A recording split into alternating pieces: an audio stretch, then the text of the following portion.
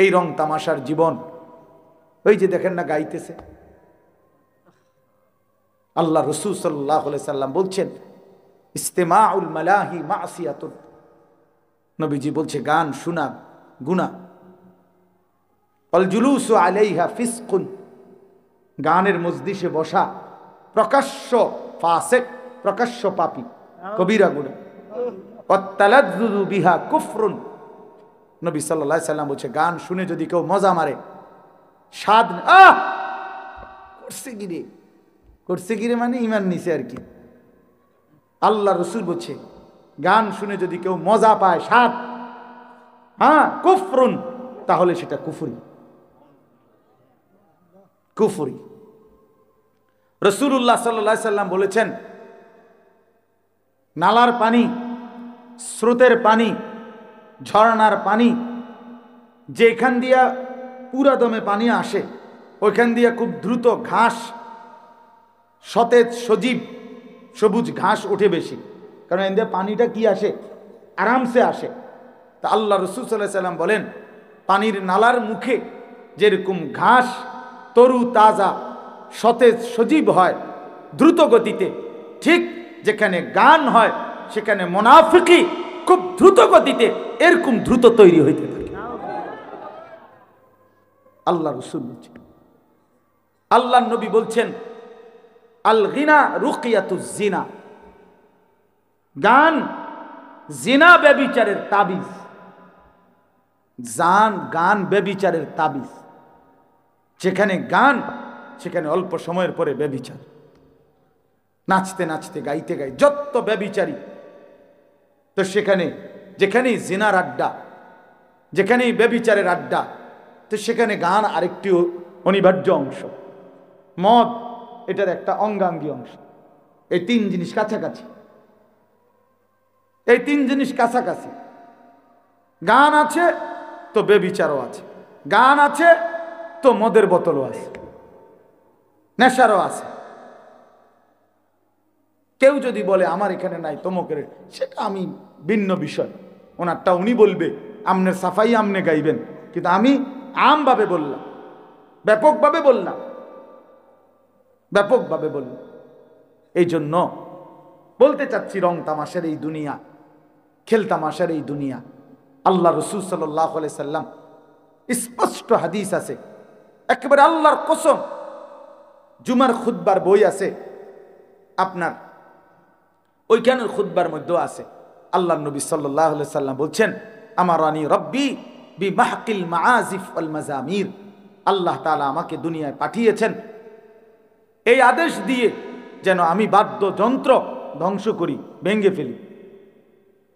বাদ্যযন্ত্র ভাঙার জন্য আল্লাহ তাআলা নবীকে পাঠিয়েছেন। এটা নবীজির আগমনের একটা উদ্দেশ্য। অতএব ধর্মের নামে, ধর্মের নামে, ধর্মের নামে, বুজুর্গের নামে, যে কোনো কারো নামে যেখানেই বাজনা বাজবে সেখানেই সেটা গুনাহ, গুনাহ, গুনাহ, গুনাহ। এটা নাফরমানি, নিঃসন্দেহে নাফরমানি, নিঃসন্দেহে নাফরমানি, কোনো সন্দেহ নেই। এজন্য নওজোয়ান তোমাদেরকে মোবারকবাদ, গানের আড্ডা ছেড়ে কোরআনের আড্ডায় আসছো, কোরআনের কথায় আসছো। আমি দোয়া করি তোমরা যে কয়টা ছেলে আসছো, আল্লাহ তোমাদেরকে আগামী দিনের ইসলামের জন্য কবুল করেন ইনশাআল্লাহ। তোমরা পারবা, হাল ছাইরো না, হাল ছাইরো না। কিশোর নওজোয়ান যদি জালেমকে হটাইতে পারে তো কিশোর নওজোয়ান ইনশাআল্লাহ বাংলার জমিনে কালেমার পতাকা উড়াবে ইনশাআল্লাহ, আগামীর নওজোয়ান উড়াবে ইনশাআল্লাহ। যাদের হাতে জালেমের পতন হয়েছে তাদের হাতে ঈমানের বিজয়ও হবে ইনশাআল্লাহ, ইনশাআল্লাহ, কোনো সন্দেহ নেই। আমরা হতাশ না, আমরা হতাশ হই না, আলহামদুলিল্লাহ হতাশ না। আমাদেরও হিসাব কিতাব আছে, আশা নিয়েই ওয়াজ করি। কিশোর নওজোয়ান আগামী দিনের তরুণ যুবক আল্লাহর দিকে ফিরতেছে, কোরআনের দিকে ফিরতেছে। নতুন বাচ্চা আল্লাহর কোরআনের দিকেই ছুটছে বেশি। রিক্সাওয়ালা, ঠেলাওয়ালা, দিন মজুর, কুলি, দিন আইনা দিন খায়, আজকে তারাও স্বপ্ন দেখে আমার ছেলে হাফেজে কোরআন হবে।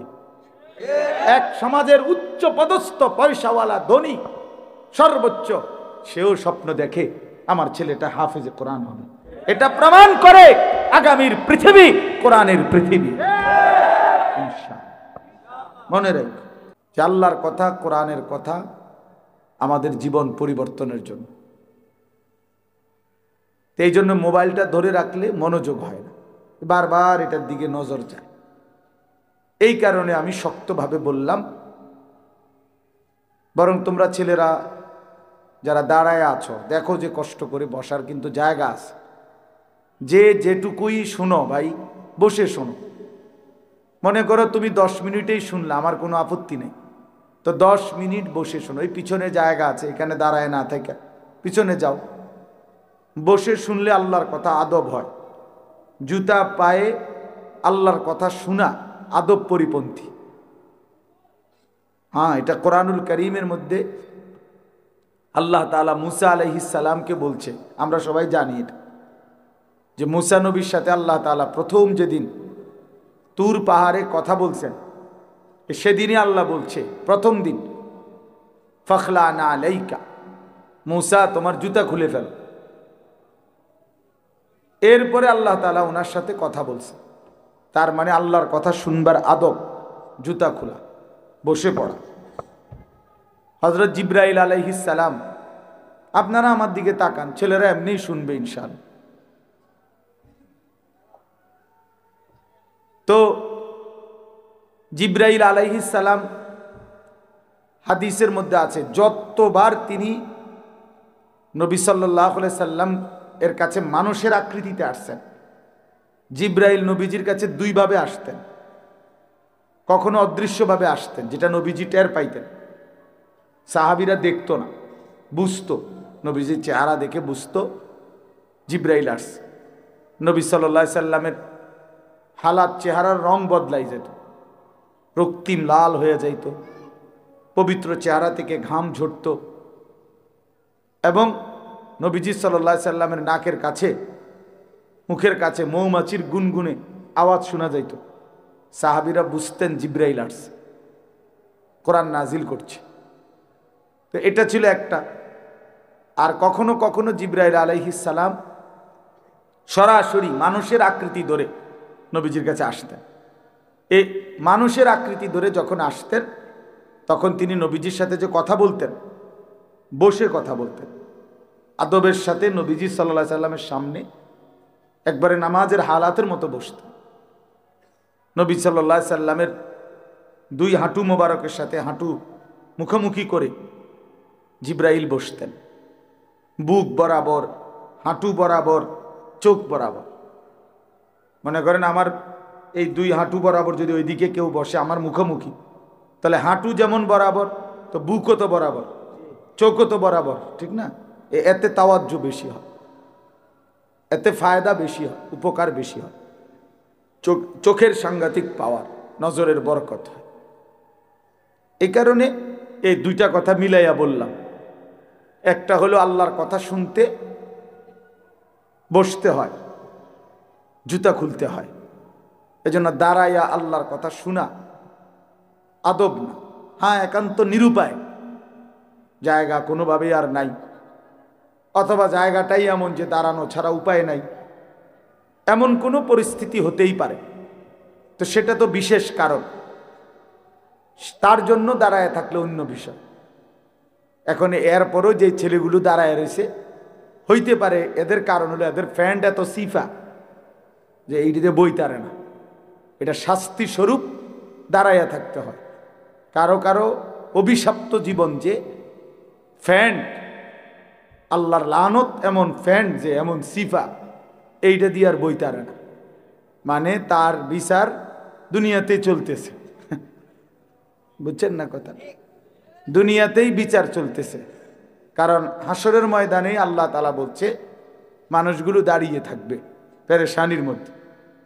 এই জন্য এই সিফা প্যান্টের কারণে অনেক, আমি দেখছি অনেক ছেলে পেলে তাই না এটারে কোনো রকমে ঠ্যাং সরাইয়া কোনো রকমে বসে, মানে বেচারারে বসতে কইলে নিচে বইতে পারে না, পেশাব করতে পারে না, শরীর কুদ্দুর নাড়াইতে চারাইতে, এত চিপা টাইট প্যান্ট। তাহলে এইটা কেমন লানত তার উপরে, যে কদূর বইতারও না, পেশাব করতারও না বৈশা, এত বড় অভিশপ্ত, এটা কি প্যান্ট কিনলাম? ইতিহাস গবেষকদের কথা হলো, আফ্রিকার যারা গোলাম ছিল, কৃতদাস আফ্রিকান, তাদেরকে এই সিবা প্যান্ট ফিন্দাইত। হ্যাঁ সত্যি। কেন? যাতে করে কাজে ফাঁকি না দেয়, গোলামের কৃতদাসের কাজে যেন ফাঁকি না দেয়। এই জন্য দাঁড়াইয়েই পেশাব করত, বসার সুযোগ ছিল না, এত টাইট চিপা প্যান্ট বসতে দিত না, বসার সুযোগ কম। এই জন্য এই একদম স্কিন যেগুলো শরীরের সাথে লাগা, এদের উপরে এই বড় অভিশাপ। এটা এরা সচরাচর আরামসে বসতে পারে না, বসতে পারে না। হ্যাঁ বসলেই চেয়ারে, তাও খুব কষ্ট হয়, এটা এত টাইট। নিজের কষ্ট নিজে অনুভব করে, এরপরেও এটা বদলায় না, কারণ ফ্যাশন যে। আমার শায়েখ আল্লামা মুফতি মুশতাকুন নবী সাহেব হুজুর বলে, রসিক বাতেও মরে, রসিক শীতেও মরে। বুঝলেন না ভাই? রসিক বাতেও মরে, শীতেও মরে। খানার কথা বলছে আর কইছে, কয় না খাইয়া আইছে। শীত লাগেনি কইছে, আর কয় না কোনো সমস্যা, কিসের শীত। এখন আর ওইরকম ভারী কম্বলও দিছে না, ভাতও দিছে না, তো এখন ফ্যাটের বুকেও মরে, শীতেও মরে। তো এটার বলে আর এই যে রসিক বাতেও মরে, রসিক শীতেও মরে, দোনো দিক দিয়ে মরে। তো এই জন্য এই রসিক কষ্টে মরে সিবা প্যান্ট পরে, একেবারেই অনর্থক। তোমরা যারা ছেলেরা ভাইবা দেখো, ফ্যাশনের জন্য তো সামান্য বিবেক খাটাইতে হয়, যে আমি কি ধরনের ফ্যাশন, এটার ভিতরে তো একটা বিবেক থাকা চাই। কোরআন শরীফে আছে, আল্লাহ তাআলা বলছেন পোশাকের ব্যাপারে, ইয়া বনি আদমা কদ আনজালনা আলাইকুম লিবাসান ইওয়ারি সাওআতিকুম ওয়া রিশা। কোরআন শরীফের আয়াত। আল্লাহ তাআলা বলেন, হে বনি আদম, আমি আল্লাহই তোমাদের উপরে পোশাক নাজিল করেছি। এই যে পোশাক পরার এই অভ্যাস, এই মানসিকতা, এই বুঝ এবং পোশাক পরিয়ে আল্লাহ তাআলাই নাজিল করছেন, এবং আল্লাহ তাআলাই এটা আদম এবং হাওয়া আলাইহিমাস সালাম ওনাদেরকে পোশাকের মাধ্যমেই আল্লাহ তাআলা তাদের রূহ দেওয়ার সময় এভাবেই সাজিয়েছেন। মনে করেন কিছু আধুনিক গবেষক আছে যারা বলে যে আদি যুগে মানুষের পোশাক ছিল না, ধীরে ধীরে মানুষ জঙ্গল থেকে ছাল বাল বাকল এগুলো দিয়ে নিজেদের লজ্জা ঢাকতে ঢাকতে আস্তে আস্তে আধুনিক হইতে হইতে পোশাক পরা শিখছে।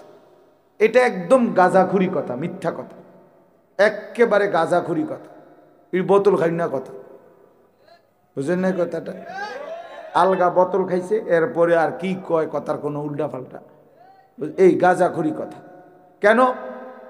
কারণ হলো, আপনার কি মনে হয় যে আদম এবং হাওয়া আল্লাহ তাআলা এই দুইজনকে সৃষ্টি করে যে ফেরেশতাদের সামনে আদমকে আনলেন তো কাপড় চোপড় ছাড়া? এটা কথা হইল? এটা এত বড় বিবেকহীন কথা হইতে পারে?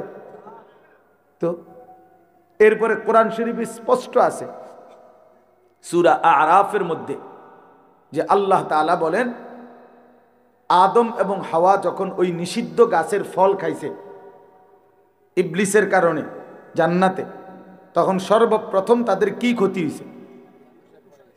জান্নাতি পোশাক কি হয়ে গেছে? ওনাদের পোশাক গায়ের থেকে পড়ে গেছে। তাহলে ওনাদের গায়ে আগে যদি পোশাক না থাকতো, পড়ল কি তা? কথা বোঝেন নাই? ওনাদের গায়ে আগে পোশাক ছিল কি না? তাহলে বোঝা গেল প্রথম মানব আদম, প্রথম মানবী নারী হাওয়া আলাইহিমাস সালাম, দুজনের গায়ে কি ছিল? পোশাক ছিল। তো তাহলে আদিম যুগে মানুষ পোশাক ছাড়া ছিল, এত বড় মিথ্যা বাটফারি কথা করতে গেল? বলেন। এই জন্য এটা কোরআন থেকে দিন নিতে হয়, জীবন। কোরআনুল কারীম শুধু নামাজ শিখায় না, কোরআনুল কারীম গোটা পৃথিবী শিখায়। মানুষের জীবনের সব কিছুই কোরআন থেকে নিতে হয়। কোরআনুল কারীমে আছে আল্লাহ তাআলা বলেন যে শয়তান যেন, ইয়া বনি আদমা লা ইফতিনান্নাকুমুশ শাইতান, হে বনি আদম, শয়তান যেন তোমাদেরকে ধোকায় না ফেলে। তোমাদের বাবা মার গায়ের পোশাক যেমন খুলে ফেলেছে, তোমাদেরকেও শয়তান যেন প্ররোচিত করে গুনাহের দিকে টেনে নিয়ে তোমাদের পোশাক যেন খুলে না ফেলে। কোরআন শরীফের স্পষ্ট। আজকে আমাদের বোনদের পোশাক বিবস্ত্র, অর্ধ উলঙ্গ, বেপর্দা। কেন? তাকে, নারীকে, ওই বোনকে, ওই মেয়েকে, ওই স্ত্রীকে, ওই মহিলাকে শয়তান নিজের পক্ষে নিয়ে আনিছে।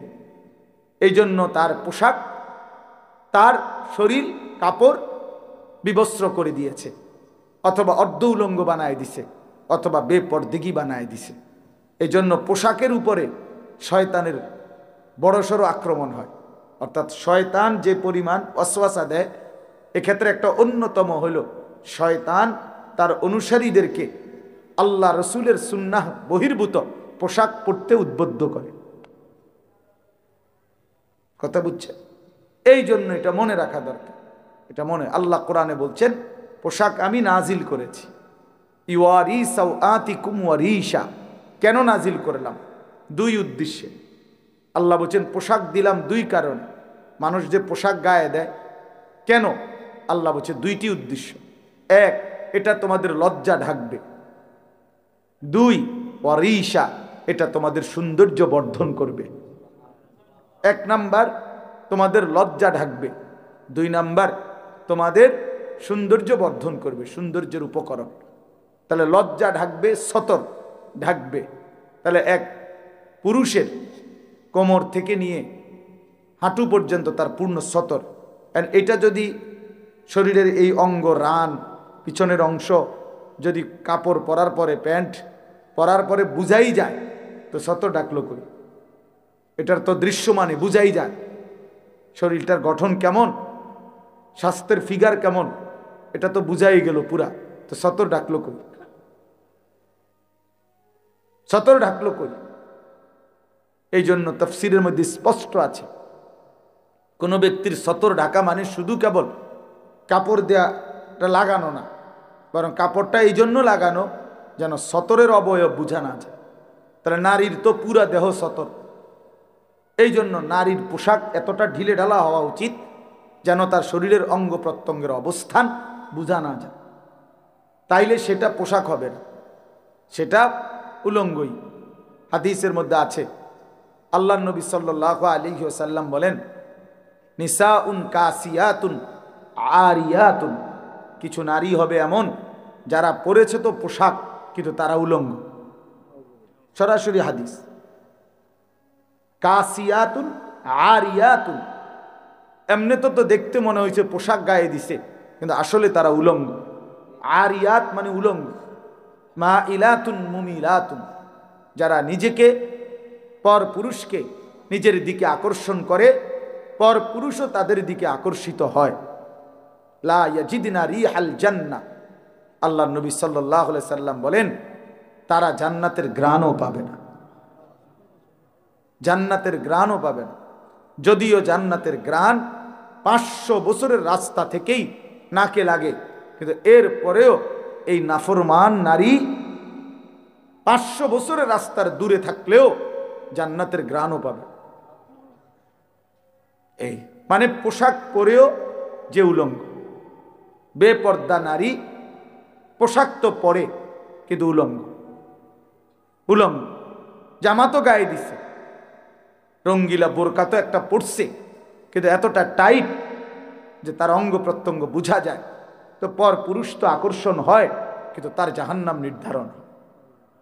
নিজের আখেরাত বরবাদ হয়, আখেরাত বরবাদ। যুবকের চরিত্র নষ্ট হয়, আর এই নাফরমান নারীর আখেরাত বরবাদ। এই জন্য বন্ধু, কথার প্রসঙ্গ দেখে এটা বললাম আর কি, যে আল্লাহ তাআলা বলছে পোশাক আল্লাহ দিয়েছেন। এই জন্য কোনো কাফের বেঈমান থেকে পোশাকের ডিজাইন নিতে নাই। আমরা যারা মুসলমান বেঈমানের পোশাক পরবে কেন?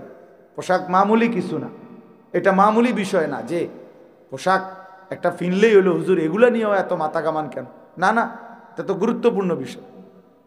কোরআন শরীফে আল্লাহ বলছেন ওয়ালিবাসুত তাকওয়া যালিকা খাইর।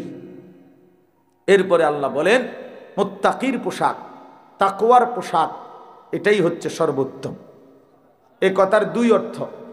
এক অর্থ হইল যে তার জীবনকে তাকওয়ার মাধ্যমে সাজাবে, গুনাহ মুক্ত হয়ে আল্লাহর হুকুমের মাধ্যমে জীবনটা সাজাবে, সে যেন নিজেকে তাকওয়ার পোশাক দিয়ে সাজালো, এটাই সর্বোত্তম।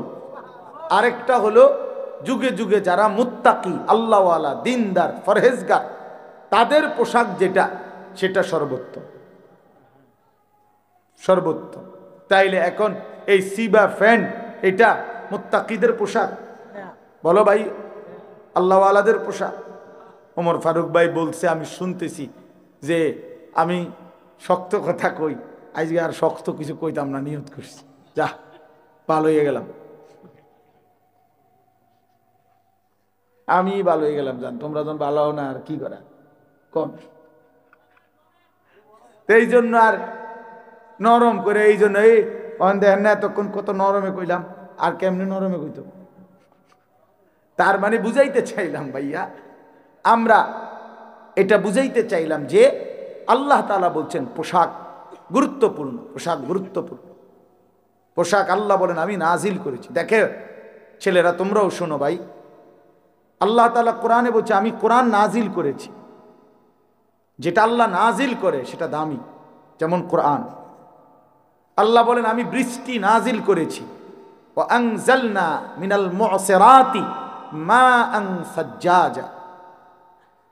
আল্লাহ বলেন আমি মেঘমালা থেকে আমি আল্লাহ তাআলা অঝরে বৃষ্টি নামাই, নাজিল করি, লিনুখরিজা বিহি হাব্বান ওয়া নাবাতা। আর এরপরে আমি জমিন থেকে শস্য, বীজ, উদ্ভিদ, চারা এগুলো উৎপন্ন করি। ওয়া জান্নাতিন আলফাফা, ঘন বাগান, ফলের, ফসলের, ফুলের আমি আল্লাহ তাআলা এই জমিনের মধ্যে থেকে বের করে আনি। তো আমি আসমান থেকে বৃষ্টি নাজিল করি। আনজালনা ওয়া আনজালাল ফুরকান, আল্লাহ বলেন তিনি আল্লাহ কোরআন নাজিল করেছেন। ফুরকান মানে কোরআন। ঠিক এরকম ভাবে আল্লাহ তাআলা বলেন যে লোহা, আল্লাহ তাআলা বলছেন লোহা আল্লাহ তাআলা নাজিল করেন। ওয়া আনজালনাল হাদিদ ফীহি বাসুন শাদীদ। আল্লাহ তাআলা বলেন আমি লোহা নাজিল করি। কে নাজিল করে? আল্লাহ। এই জন্য গোটা পৃথিবীর, খেয়াল করে দেখেন, গোটা পৃথিবীর সমস্ত প্রযুক্তি, আধুনিকতার যত উপকরণ, মানুষের দুনিয়ার সুখের জন্য, আরামের জন্য, সহজতার জন্য যত উপকরণ তৈরি হইতেছে সব কিছুর মধ্যে লোহার অংশগ্রহণ, সব কিছুর মধ্যে স্টিল, লোহা, পাত এগুলোর অংশ আছে এই আমাদের সমস্ত কিছুর মধ্যে। তাহলে এটা ভীষণ একটা উপকারী জিনিস, ভীষণ উপকারী জিনিস। এই পৃথিবীর আধুনিকতার সব কিছু তৈরি হইতেছে, তার মধ্যে একটা মৌলিক অন্যতম উপাদান লোহা। লোহা, এই লাখ হাজার হাজার বিল্ডিং, তো এগুলো সব লোহা না হইলে, এই স্টিল না হইলে কেমনে হইব? এই রড না হইলে কেমনে হবে? আল্লাহ তাআলা বলেন বাসুন শাদীদ, এর মধ্যে ভীষণ শক্তি আছে লোহার মধ্যে, লোহার মধ্যে। তো যেটা আল্লাহ নাজিল করে সেটা দামি হয়, গুরুত্বপূর্ণ হয়। তাহলে আল্লাহ বলেন কোরআন আমি নাজিল করেছি, এটা গুরুত্বপূর্ণ। বৃষ্টি আমি নাজিল করি, এটা গুরুত্বপূর্ণ। লোহা আমি আল্লাহ নাজিল করেছি, এটা অত্যন্ত গুরুত্বপূর্ণ। ঠিক আল্লাহই বলছেন কাদ আনজালনা আলাইকুম লিবাসান, আমি পোশাক নাজিল করেছি, অতএব এটা গুরুত্বপূর্ণ। এটা জানতেন একটা কিছু ফিনলেই হইল না, যে কোনো কারো বেঈমান কাফের মুশরিকদের দেখে দেখে ভাইয়া একটা কিছু পড়লেই হলো না। মুসলমান এত ফালতু হয় না, মুসলমান এত অল্পতে হেরে যায় না। যেই কোনো কাফের বেঈমান, ইয়াহুদি, খ্রিস্টান, হিন্দু, বৌদ্ধ, নাস্তিক, মুরতাদে যেটাই আমারে দেখাই দিল আমি এটাই পড়লাম, এটাই পড়লাম। মহিলাদের নেশাই এটা। বাজারে মার্কেটে গিয়ে নতুন কি আসছে, নতুন ডিজাইন কি, নতুন মডেলের কাপড় কি, আহা কার থেকে মডেল নিল, কার থেকে মডেল নিল? এই বেঈমান কাফের মুশরিকরা যত ডিজাইন আমাদের মা বোনদের জন্য কাপড়ের নামে দিচ্ছে, সবটার মধ্যে মূল উপাদান হলো বেপরদেগি। এটাকে সামনে রাইখা নারীকে যত বেশি লোভনীয়, আকর্ষণীয় করে পর পুরুষের সামনে তুলে ধরা যায়, এটা হলো তাদের মেন আগে প্রথম টার্গেট। এরপরে পোশাকের ডিজাইন, সাইজ ইত্যাদি সাজায়, ঠিক না? তাইলে অসভ্যতা হলো মূল, কিন্তু আল্লাহ তাআলা তো অসভ্যতার জন্য পোশাক দেন না। আল্লাহ তো প্রথমেই বলে নিছেন ইউয়ারি সাওআতিকুম, কেন তোমাদের পোশাক নাজিল করলাম? তোমাদের লজ্জা ঢাকবে। একমাত্র মানুষ, এই পৃথিবীর সব প্রাণীর দিকে তাকায় দেখেন, গরু, ছাগল, কুকুর, বিড়াল, এরা এদের লজ্জাস্থান নিজ দেহের কোনো অংশ দিয়া ঢাকে। আল্লাহ কুদরতিভাবে এভাবে রাখছে, লেজ দিয়ে, দুই পায়ের অবস্থান দিয়ে তারা তাদের লজ্জাস্থান ঢাকতে পারে। কিন্তু একমাত্র মানুষ, পুরুষ কিংবা নারী, কেহই পোশাক ছাড়া তার লজ্জাস্থান ঢাকতে পারবে না। সিস্টেম আছে কোনো? না। শরীরের অঙ্গ দিয়ে লজ্জাস্থান ঢাকার কোনো সিস্টেম তার সিস্টেমে নাই। তাকে লজ্জা ঢাকতেই হবে পোশাক দিয়ে, পোশাক দিয়ে। এই জন্য আল্লাহ বলছেন পোশাক আমি নাজিল করেছি ইউয়ারি সাওআতিকুম, এটা তোমাদের লজ্জা ঢাকবে। এই জন্য ওয়ারিশা, এবং সৌন্দর্য হবে, পোশাকের সৌন্দর্য হবে। এই জন্য আমি অনুরোধ করছি ছেলেরা, প্রিয় ভাই, নিজের পোশাকের প্রতি যত্নবান হও। একটা পোশাক একটা মানুষের ধর্মের পরিচয় বহন করে, পোশাক মানুষের বংশের পরিচয় বহন করে, পোশাক মানুষের ব্যক্তিত্বের পরিচয় বহন করে, পোশাক মানুষের রুচির পরিচয় বহন করে। বাহ্যিক এই পোশাক মানুষের ভিতরের চিন্তাধারার প্রকাশ করে। আরবিতে বলে আয-যাহিরু উনওয়ানুল বাতিন, মানুষের ভিতরের ঠিকানা, প্রতিচ্ছবি মানুষের বাহ্যিক দিক।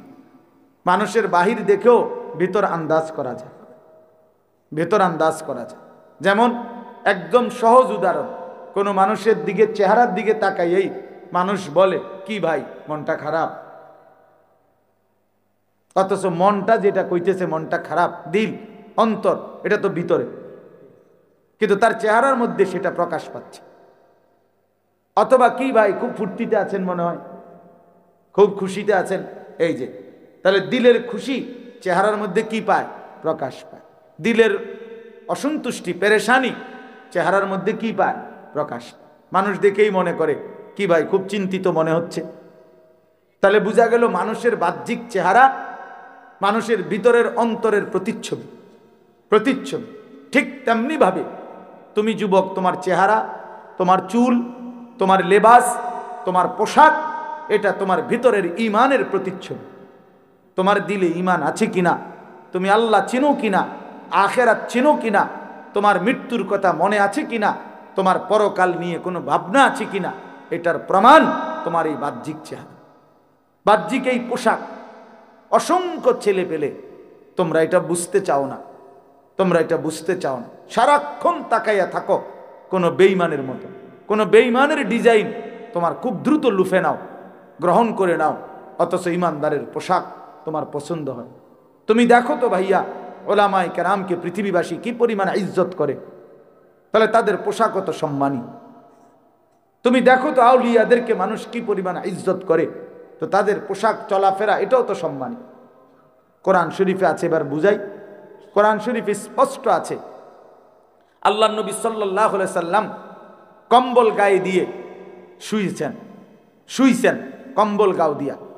নবী সাল্লাল্লাহু আলাইহি সাল্লামকে আল্লাহ তাআলা এই কম্বল গায়ে অবস্থায় আল্লাহ তাআলা ডাক দিছে, বন্ধু আপনাকে আমার এখন কথা বলবো, আমি ডাক দেব, তা আপনার গায়ে যে কম্বল, এখন আপনারে কি কম্বল বাদ দিয়া শুধু ডাক দিমু? কম্বলটা আমি কম্বলটাকে কি করব? তা আল্লাহ বলে, বন্ধু যে কম্বল আপনার গায়ে, আমি আল্লাহর কাছে সেই কম্বলটাও প্রিয়। এজন্য বন্ধু শুধু আপনাকে ডাকবো কেন, কম্বলটাকে সহই ডাক দেই, ইয়া আইয়ুহাল মুজাম্মিল, হে কম্বল পরা বন্ধু আমার। সরাসরি কোরআনের আয়াত। তা রাসূলুল্লাহ সাল্লাল্লাহু আলাইহি সাল্লামের গায়ের কম্বল দামি হয়ে গেছে, ইয়া আইয়ুহাল মুজাম্মিল। নবী সাল্লাল্লাহু আলাইহি সাল্লাম চাদর গায়ে দিয়েছেন, চাদর গায়ে আল্লাহ নবী সাল্লাল্লাহু আলাইহি সাল্লাম, আল্লাহ তাআলা বলছে, বন্ধু আমার যে আপনাকে এখনই ডাক দিতে মন চাচ্ছে, কিন্তু চাদরটা কি করব? বাদ দেব চাদর? না বন্ধু, আপনার গায়ের ওই চাদর এটাও আমার কাছে প্রিয়, এই জন্য আপনাকে ডাক দিতে গিয়ে চাদরকে বাদ দিলাম না। ইয়া আইয়ুহাল মুদ্দাসসির, হে চাদর পরা নবী আমার। কি বুঝা গেল বাপ? রাসূলুল্লাহ সাল্লাল্লাহু আলাইহি সাল্লামের কম্বলটাও দামি, চাদরটাও দামি, তাহলে নবীর জামাটাও দামি, নবীর লুঙ্গিটাও দামি, নবীর দাড়িও দামি, নবীর টুপিও দামি, নবীর পাগড়িও দামি, নবীর সাথে লাগা প্রতিটা পোশাকই এই পৃথিবীর সবচেয়ে সুন্দর, সবচেয়ে সুন্দর, সবচেয়ে সুন্দর। বাকি তোমরা যারা বেঈমানের মতো সাজলা গুজলা, তোমরা ভুল করলা, ব্যর্থ হইলা, ফ্যাশনের নামে, সৌন্দর্যের নামে জাহান্নামের আগুন নিজের গায়ে লাগাইলা, বরবাদ হইলা। তা ফালতু মডেল ধরলা, ফালতু ফালতু ফালতু। হ্যাঁ, চুলের এই সমস্ত কাটিং সিটার বাটপারের কাটিং, কোন ইমানদারের কাটিং। তুমি খবর নাও বেটা, রাগ হইবার কিছু নাই বেটা। ফুটটা খোর, বাবা খোর, ডাইল খোর, ইয়াবা খোরের কাটিং এগুলো। এটা কি আব্দুল জোনায়েদ বাগদাদির কাটিং? কথা বলেন না তো, তাইলে তো এটা কিসের কাটিং ধরলা? এটা তো কোনো না কোনো বাবা খোরের কাটিং। খবর না গাও তুমি সমাজে, সমাজের যারা পুট্টাখোর, বাবাখোর, এগুলোর পোশাক দেখো, এগুলোর চুল দেখো, এটা কেমনে পছন্দ হলো? ছি ছি ছি, এত নিকৃষ্ট মানুষের ফ্যাশন পছন্দ হয় কেমন? সিনেমার নায়কের কোনো চরিত্র আছে? সিনেমার নর্তকীর কোনো চরিত্র আছে? চরিত্র থাকলে সে সারা দেহ, সারা পৃথিবীরে দেখায়, বুড়ারও দেখায়, জোয়ানেরও দেখায়। কোনো রুচি তো নাই বেডি, অসভ্য বেডি। বেডি বোঝে না এটা, যেটা বুড়া বেড়া হইতো চাইবে ওইটা তো। কথা বলেন, আত্মসম্মান থাকলে যে এটা আমার আল্লাহ একটা সৌন্দর্য দিছে, এর লাগে এটা কি ফতে কাটে মানুষে দেখবো এটা?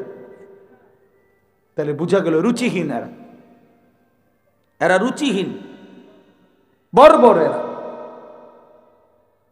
এই জন্য আল্লাহ তাআলা বলছেন, বাপ লিবাসুত তাকওয়া যালিকা খায়র, মুত্তাকির পোশাক উত্তম, মুত্তাকির পোশাক উত্তম।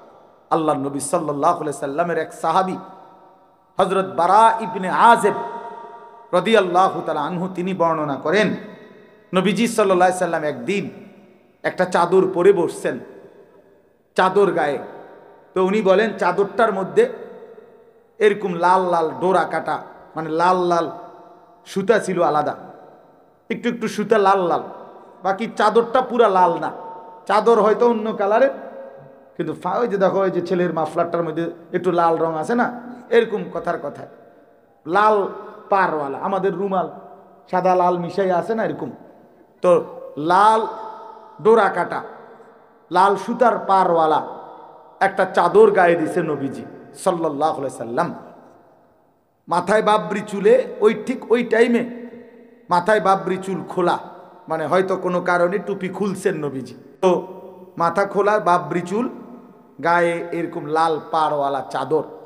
হযরত বারা ইবনে আযিব বলেন, আমি শুধু একটা নজর তাকাইলাম নবীজির দিকে, তাকায়া উনি বলেন, খোদার কসম, আমি আমার দুই নয়নে এরকম লাল চাদর পরিহিত, লাল পাড়ওয়ালা এবং বাবরি চুল বিশিষ্ট এমন সুন্দর প্রিয়জন আর কাউকে দেখিনি।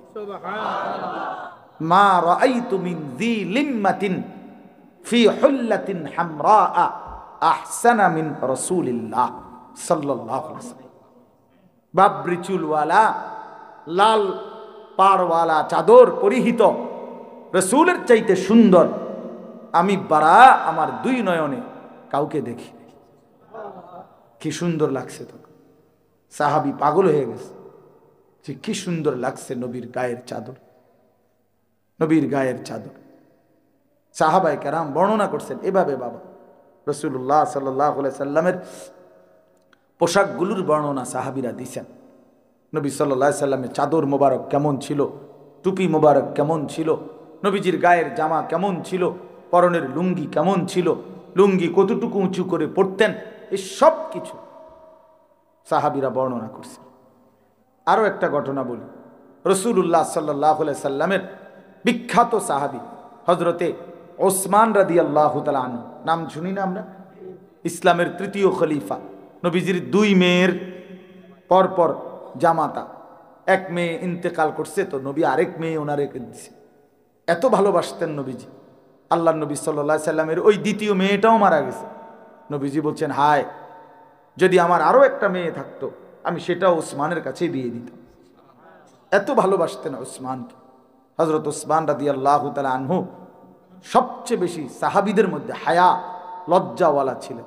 ওই যে আমরা যে জুমার খুতবা পড়ি, দ্বিতীয় খুতবার মধ্যে আমরা এটা বলি, ওয়া আশাদ্দুহুম হায়াআন উসমান, আরহামু উম্মতি বি উম্মতি আবু বকর, ওয়া আশাদ্দুহুম ফি আমরিল্লাহি উমর, হ্যাঁ, ওয়া আসদাকুহুম হায়াআন উসমান। এই যে সবচেয়ে বেশি লজ্জা উসমানের ছিল। উসমান রাদিয়াল্লাহু তাআলা, এই উসমান রাদিয়াল্লাহু তাআলা আনহুকে হুদাইবিয়ার সন্ধির সময় নবী সাল্লাল্লাহু আলাইহি সাল্লাম ৬ষ্ঠ হিজরিতে মক্কায় আসতে চাইছিলেন উমরা করার জন্য মদিনা থেকে, প্রায় ১৪০০ সাহাবী নিয়ে। তো মক্কায় ঢুকবার আগে হুদাইবিয়া নামক একটা জায়গায় এখানে বাধাগ্রস্ত করছে। তো মক্কাবাসী আল্লাহ নবী সাল্লাল্লাহু আলাইহি সাল্লাম, অনেক লম্বা ঘটনা। তো নবী সাল্লাল্লাহু আলাইহি সাল্লাম মক্কার কুরাইশদের সাথে কথা বলার জন্য এই উসমান রাদিয়াল্লাহু তাআলা আনহুকে প্রতিনিধি হিসাবে নিজের পক্ষ থেকে পাঠাইছিলেন যে তুমি যাও মক্কায় কুরাইশ নেতৃবৃন্দের সাথে কথা বলো যে আমরা যুদ্ধ করতে আসি নাই, আমরা আল্লাহর ঘর তাওয়াফ করব, উমরা করব। ২-৩ ঘন্টার কাজ, উমরা করতে ৩ ঘন্টা লাগে না। ওই যে এরশাদ ভাই উমরা করে মাত্র আসছে, এই 1-2 দিন হয়েছে। তাজা আমার উমরা করে আসার পরে আজকেই প্রথম দেখা হয়েছে আমার সাথে। তো আল্লাহ কবুল করেন।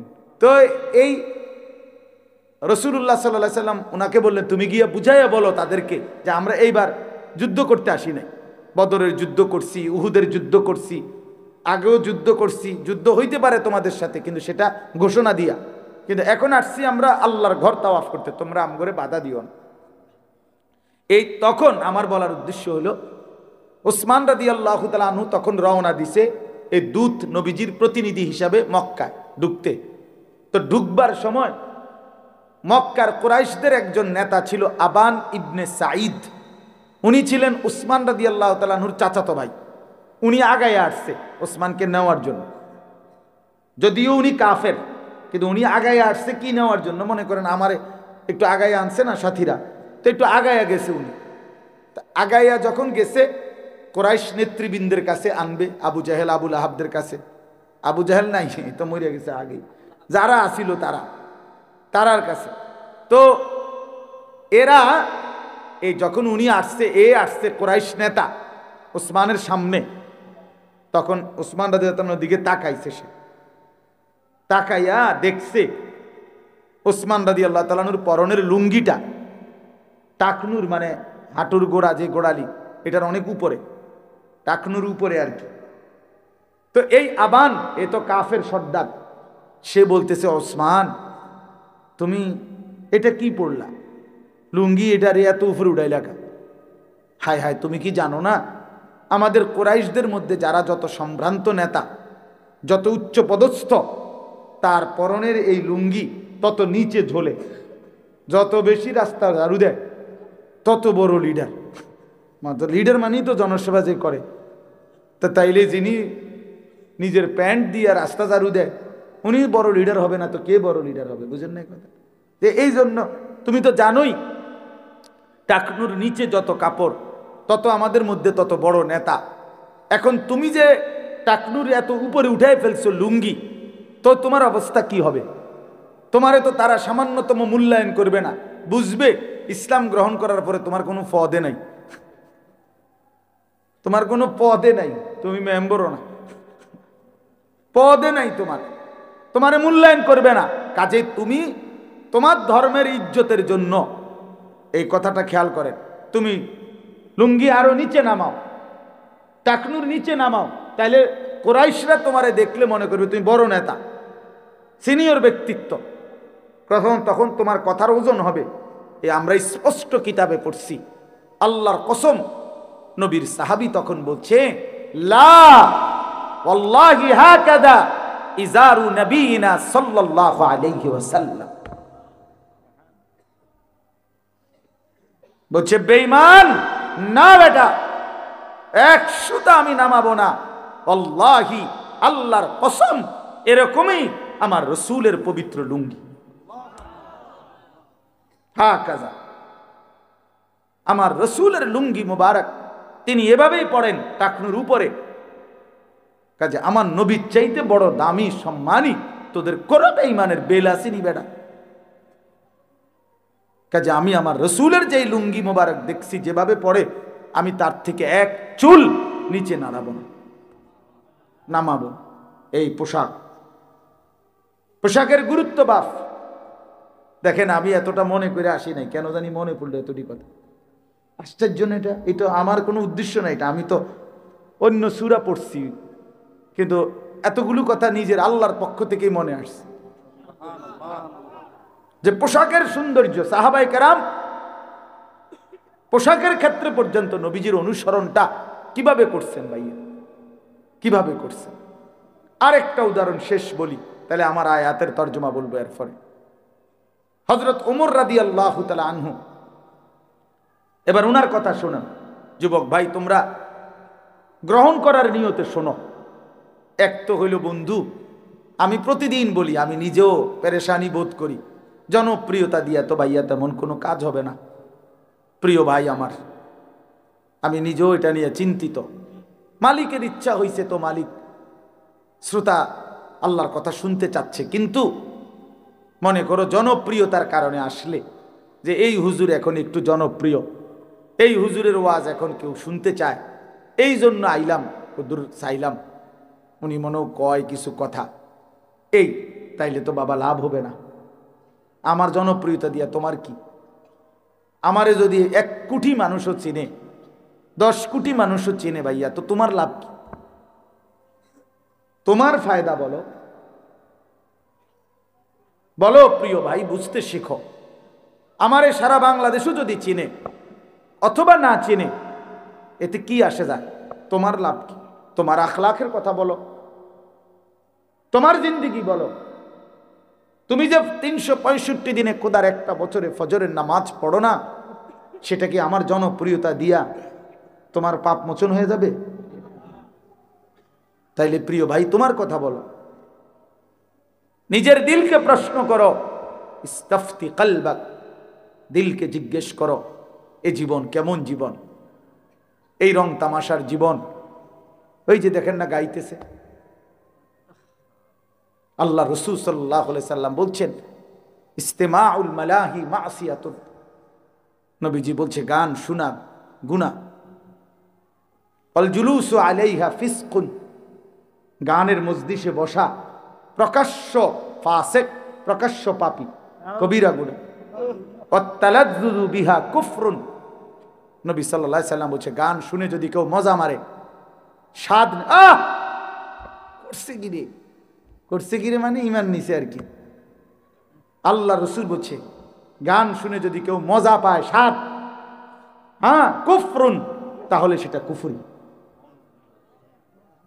কুফরি। রাসূলুল্লাহ সাল্লাল্লাহু আলাইহি সাল্লাম বলেছেন নালার পানি, স্রোতের পানি, ঝর্ণার পানি, যেখান দিয়া পুরা দমে পানি আসে, ওইখান দিয়া খুব দ্রুত ঘাস, সতেজ সজীব সবুজ ঘাস ওঠে বেশি, কারণ এর দিয়ে পানিটা কি আসে, আরামসে আসে। তা আল্লাহ রাসূল সাল্লাল্লাহু আলাইহি সাল্লাম বলেন পানির নালার মুখে যেরকম ঘাস তরু তাজা সতেজ সজীব হয় দ্রুত গতিতে, ঠিক যেখানে গান হয় সেখানে মুনাফিকি খুব দ্রুত গতিতে এরকম দ্রুত তৈরি হইতে থাকে। আল্লাহ রাসূল বলছেন, আল্লাহ নবী বলছেন আল গিনা রুকিয়াতুজ জিনা, গান জিনা ব্যভিচারের তাবিজ, গান ব্যভিচারের তাবিজ। যেখানে গান সেখানে অল্প সময়ের পরে ব্যভিচার, নাচতে নাচতে গাইতে গাই যত ব্যভিচারী, তো সেখানে যেখানেই জিনার আড্ডা, যেখানেই ব্যভিচারের আড্ডা, তো সেখানে গান আরেকটি অনিবার্য অংশ, মদ এটার একটা অঙ্গাঙ্গী অংশ। এই 3 জিনিস কাছাকাছি, এই 3 জিনিস কাছাকাছি। গান আছে তো ব্যভিচারও আছে, গান আছে তো মদের বোতলও আছে, নেশারও আছে। কেউ যদি বলে আমার এখানে নাই তমকের, সেটা আমি ভিন্ন বিষয়, ওনারটা উনি বলবে, আমনের সাফাই আমনে গাইবেন, কিন্তু আমি আমভাবে বললাম, ব্যাপকভাবে বললাম, ব্যাপকভাবে বললাম। এই জন্য বলতে চাচ্ছি, রং তামাশার এই দুনিয়া, খেল তামাশার এই দুনিয়া, আল্লাহ রসুল সাল্লাল্লাহু আলাইহি সাল্লাম স্পষ্ট হাদিস আছে, একেবারে আল্লাহর কসম, জুমার খুতবার বই আছে আপনার, ওইখানের খুতবার মধ্যেও আছে, আল্লাহ নবী সাল্লাল্লাহু আলাইহি সাল্লাম বলছেন, আমারানি রব্বি বিমাহকিল মাআজিফ ওয়াল মাজামির, আল্লাহ তাআলা আমাকে দুনিয়ায় পাঠিয়েছেন এই আদেশ দিয়ে যেন আমি বাদ্যযন্ত্র ধ্বংস করি, ভেঙে ফেলি। বাদ্যযন্ত্র ভাঙার জন্য আল্লাহ তাআলা নবীকে পাঠিয়েছেন, এটা নবীজির আগমনের একটা উদ্দেশ্য। অতএব ধর্মের নামে, ধর্মের নামে, ধর্মের নামে, বুজুর্গের নামে, যে কোনো কারো নামে যেখানেই বাজনা বাজবে সেখানেই সেটা গুনাহ, গুনাহ, গুনাহ, গুনাহ। এটা নাফরমানি, নিঃসন্দেহে নাফরমানি, নিঃসন্দেহে নাফরমানি, কোনো সন্দেহ নেই। এজন্য নওজোয়ান তোমাদেরকে মোবারকবাদ, গানের আড্ডা ছেড়ে কোরআনের আড্ডায় আসছো, কোরআনের কথায় আসছো। আমি দোয়া করি তোমরা যে কয়টা ছেলে আসছো, আল্লাহ তোমাদেরকে আগামী দিনের ইসলামের জন্য কবুল করেন। ইনশাআল্লাহ তোমরা পারবা, হাল ছাইরো না, হাল ছাইরো না। কিশোর নওজোয়ান যদি জালেমকে হটাইতে পারে, তো কিশোর নওজোয়ান ইনশাআল্লাহ বাংলার জমিনে কালেমার পতাকা উড়াবে, আগামীর নওজোয়ান উড়াবে ইনশাআল্লাহ। যাদের হাতে জালেমের পতন হয়েছে তাদের হাতে ঈমানের বিজয়ও হবে ইনশাআল্লাহ, ইনশাআল্লাহ, কোনো সন্দেহ নেই। আমরা হতাশ না, আমরা হতাশ হই না, আলহামদুলিল্লাহ হতাশ না। আমাদেরও হিসাব কিতাব আছে, আশা নিয়েই ওয়াজ করি। কিশোর নওজোয়ান, আগামী দিনের তরুণ যুবক আল্লাহর দিকে ফিরতেছে, কোরআনের দিকে ফিরতেছে। নতুন বাচ্চা আল্লাহর কোরআনের দিকেই ছুটছে বেশি। রিক্সাওয়ালা, ঠেলাওয়ালা, দিন মজুর, কুলি, দিন আইনা দিন খায়, আজকে তারাও স্বপ্ন দেখে আমার ছেলে হাফেজে কোরআন হবে। এক সমাজের উচ্চ পদস্থ পয়সাওয়ালা, ধনী, সর্বোচ্চ, সেও স্বপ্ন দেখে আমার ছেলেটা হাফেজে কোরআন হবে। এটা প্রমাণ করে আগামীর পৃথিবী কোরআনের পৃথিবী। মনে রাখ, বাংলাদেশের গলিতে গলিতে, রাস্তার মোড়ে মোড়ে, গ্রামে গ্রামে, পাড়ায় পাড়ায়, মহল্লায় মহল্লায়, শহরে মফস্বলে, রাজধানীতে, সর্বত্র এই যে নুরানি মাদ্রাসা, হাফিজি মাদ্রাসা, এত মাদ্রাসা হচ্ছে, কারণটা কি বলেন ফারুক ভাই? কারণ কি? এত মাহফিল, এত মাদ্রাসা কা? অনেকে কয় তো এত মাদ্রাসা কা, আমিও তো কই বেটা এত মাদ্রাসা কা, এটা তো আমারও প্রশ্ন, এত মাদ্রাসা হচ্ছে কেন? এই এবার উত্তর কি? উত্তর সহজ, উত্তর সহজ হইল, এই জমিনের মধ্যে একটা পাতা পড়ে না আল্লাহর ইচ্ছা ছাড়া। তো এত বড় মাদ্রাসাটা হয়ে গেছে আল্লাহর ইচ্ছা ছাড়া। কি মিয়া, একটা পাতা যেখানে পড়ে না আল্লাহর ইচ্ছা ছাড়া, সেখানে এতগুলো মাদ্রাসা কি আল্লাহর ইচ্ছা ছাড়া হইছে? না, আল্লাহ তাআলা এটাই বুঝাইতে চাইছে, আমি উম্মতের গলিতে গলিতে, আমার বান্দার গলিতে গলিতে আমি কোরআনের ঘর চালু করে দিলাম, যেন আমার বান্দা প্রতিটা মোড়ে মোড়ে, গলিতে গলিতে, রাস্তার কোনায় কোনায়, চতুর্দিকে যেন আমার বান্দার সন্তানরা আল্লাহর কোরআন পড়ে, আল্লাহর কোরআনের হাফেজ হয়। আগামী দিনে প্রতিটা গলি গলি থেকে কোরআনের মুজাহিদ, ইসলামের সৈনিক বের হবে ইনশাআল্লাহ, ইনশাআল্লাহ। মনে রাখো, এই সমস্ত সুল্লা মুল্লা, এই সমস্ত বান্দরামি, এগুলো টিকবে না। তোমাকে ওই তামসা, বেডি সাউন্ড আর মোবাইল টিফোন টিকবে না, আমি বললাম। মনে রাখো বন্ধু, আনিস যদি কোনোদিন নাও থাকে পৃথিবীতে, মনে পড়বে একদিন ইনশাআল্লাহ। মনে রাখো ছেলেরা, এই রং তামাশার, এই ফুর্তি, এই অসভ্যতা, এই নোংরামি থাকবে না। তোমার ফেসবুকের আব্বাও থাকবে না, তোমার ইউটিউবের আব্বাও থাকবে না, তোমার বড় মোবাইলের আব্বা থাকবে না পৃথিবীতে। হ্যাঁ হ্যাঁ, আমি বললাম, টেলিগ্রাফ নাই, ডাক টিকেটের, ডাক পিয়নের সেই চিঠির প্রচলন নাই, টেলিফোন, তিনটির দ্বারা কথা হইতে, এগুলোর প্রচলন এখন আর আগের মতো নাই। ফিতাওয়ালা ক্যাসেট এখন আর নাই, সিডি চ্যাপ্টা চ্যাপ্টা ক্যাসেট এগুলো নাই। এটি আমি দেখছি সবটি। টেলিগ্রাফ আমি দেখছি, টেলিফোন আমি দেখছি, চিঠি আমি ছাত্র জীবনে বাড়িতে তো সবসময় চিঠি পাঠাইতাম, চিঠি দিছি দেখছি। এরপরে আপনার ফিতাওয়ালা ক্যাসেট দেখছি, সিডি দেখছি, কইডিও নাইকা। আমার বয়স তো কমপক্ষে 230। হ্যাঁ জানেন না আপনারা? 230 আপনি কত কত কন? 218 তো কত না 2 বছর কমাই এখন বুঝছেন? 43 বছর। 43 আমি 81 সালের অক্টোবরে আমার জন্ম, 43 শেষ হয়ে 44 শুরু হয়েছে আমার বয়স। তা তাইলে মাত্র কয় বছরের ব্যবধান? 40 বছরের ব্যবধান, 30 বছরের ব্যবধান হবে। আমার ছোটবেলার 8-10 বছর বাদ দিবেন না আগে? আমার অবুঝ সময়টা এই সময়টাকে আমি বুঝি নাকি? তাই এই সময় তো কি দেখছি আমার মন নাই। 6 বছর 5 বছর তার তো আমার মনে নাই, মনে আছে 10-এর পরে। তাহলে 30 বছরের ব্যবধান। তাহলে 30 বছরের ভিতরে বন্ধু ছেলেরা আমি অনুরোধ করি তুমি বুঝতে শেখো বাপ। 30 বছরের ব্যবধানে এতগুলো প্রযুক্তি নাই হয়ে গেল, তো আগামী 30 বছরের ভিতরে এগুলো তো থাকতো না, এগুলোর পরের ভার্সনও থাকতো না, এগুলোর পরের ভার্সনও থাকবে না। প্রতিনিয়ত জেনারেশন, আধুনিক গবেষকরাই বলে প্রতিনিয়ত জেনারেশন বদলে যায়। এই যে জেনারেশন এখন 2 জেনারেশন চলতেছে বিশেষ, একটা হলো জেনারেশন জেড, যেটাকে জেন জি বলে। 1997 সাল থেকে 2012 সালে যারা জন্ম নিছে, যাদের বয়স সর্বোচ্চ এখন 27, এরা জেনারেশন জেড, মানে আধুনিক গবেষক এদের হাতেই এই স্বৈরাচার পলাইছে। হ্যাঁ, এরা ধরতে পারে না, আন্দাজ করতে পারে নাই, ফ্যাসিস্ট আন্দাজ করতে পারে নাই। মনে করছে আগের নিয়মে, 40 বছর আগের নিয়মে, 30 বছর আগের নিয়মে গুলি করলেই দৌড়ে যাবো গা, উপরে ফাঁকা গুলি ছুড়লেই ফোলাফান দৌড় দিব। এখন দেখছে ওমা দৌড় দেয় না, গুলি ডাইরেক্ট বুকে মারলেও সরে না। এইটা ধরতে পারে নাই, এরা আন্দাজ করতে পারে নাই যে এই জেনারেশন আর আগের জেনারেশনে তফাৎ আছে। এই জন্য এটা তো পত্রিকা আসছেও, একজন পুলিশ বলছেও স্বরাষ্ট্রমন্ত্রীর ওই সময় যে গুলি তো মারি একটা, বাকিটি তো যায় না। হ্যাঁ এটা তো খবরে আসছিল, বাকিটি তো কি, বাকিটি তো একটা মরলে একটা মরে, কিন্তু বাকিটি তো কি, এরা বুঝে নাই, জালেম বুঝে নাই। এই জেনারেশন এরা ভিন্ন, এরা গুলির সামনে বুক পেতে দেয়, পিছপা হয় না, পিছপা হয় না। তাইলে এই জন্য বললাম ভাইয়া, প্রতিনিয়ত জেনারেশন বদলায়।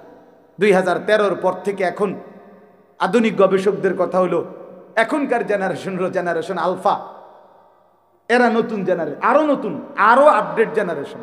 এই এখনকার এই ছোট ছোট 7-8 বছরের পণ্ডিত আম করতে বড় পণ্ডিত, আপনারা জানেন না, এতে কিতা বোঝে, এতে দুনিয়াটা খাইয়া লাগবে। এই এখন পিচ্ছি পিচ্ছি যেগুলো 8-10 বছরগুলো আরো বড় বিচ্ছু, বুঝছেন না? হ্যাঁ আমরা তো আলহামদুলিল্লাহ, যেহেতু আমার কামে ফোলাফান নিয়ে, এই জন্য আমি এটা নিয়ে খুব পড়ি, শুনি, দেখি।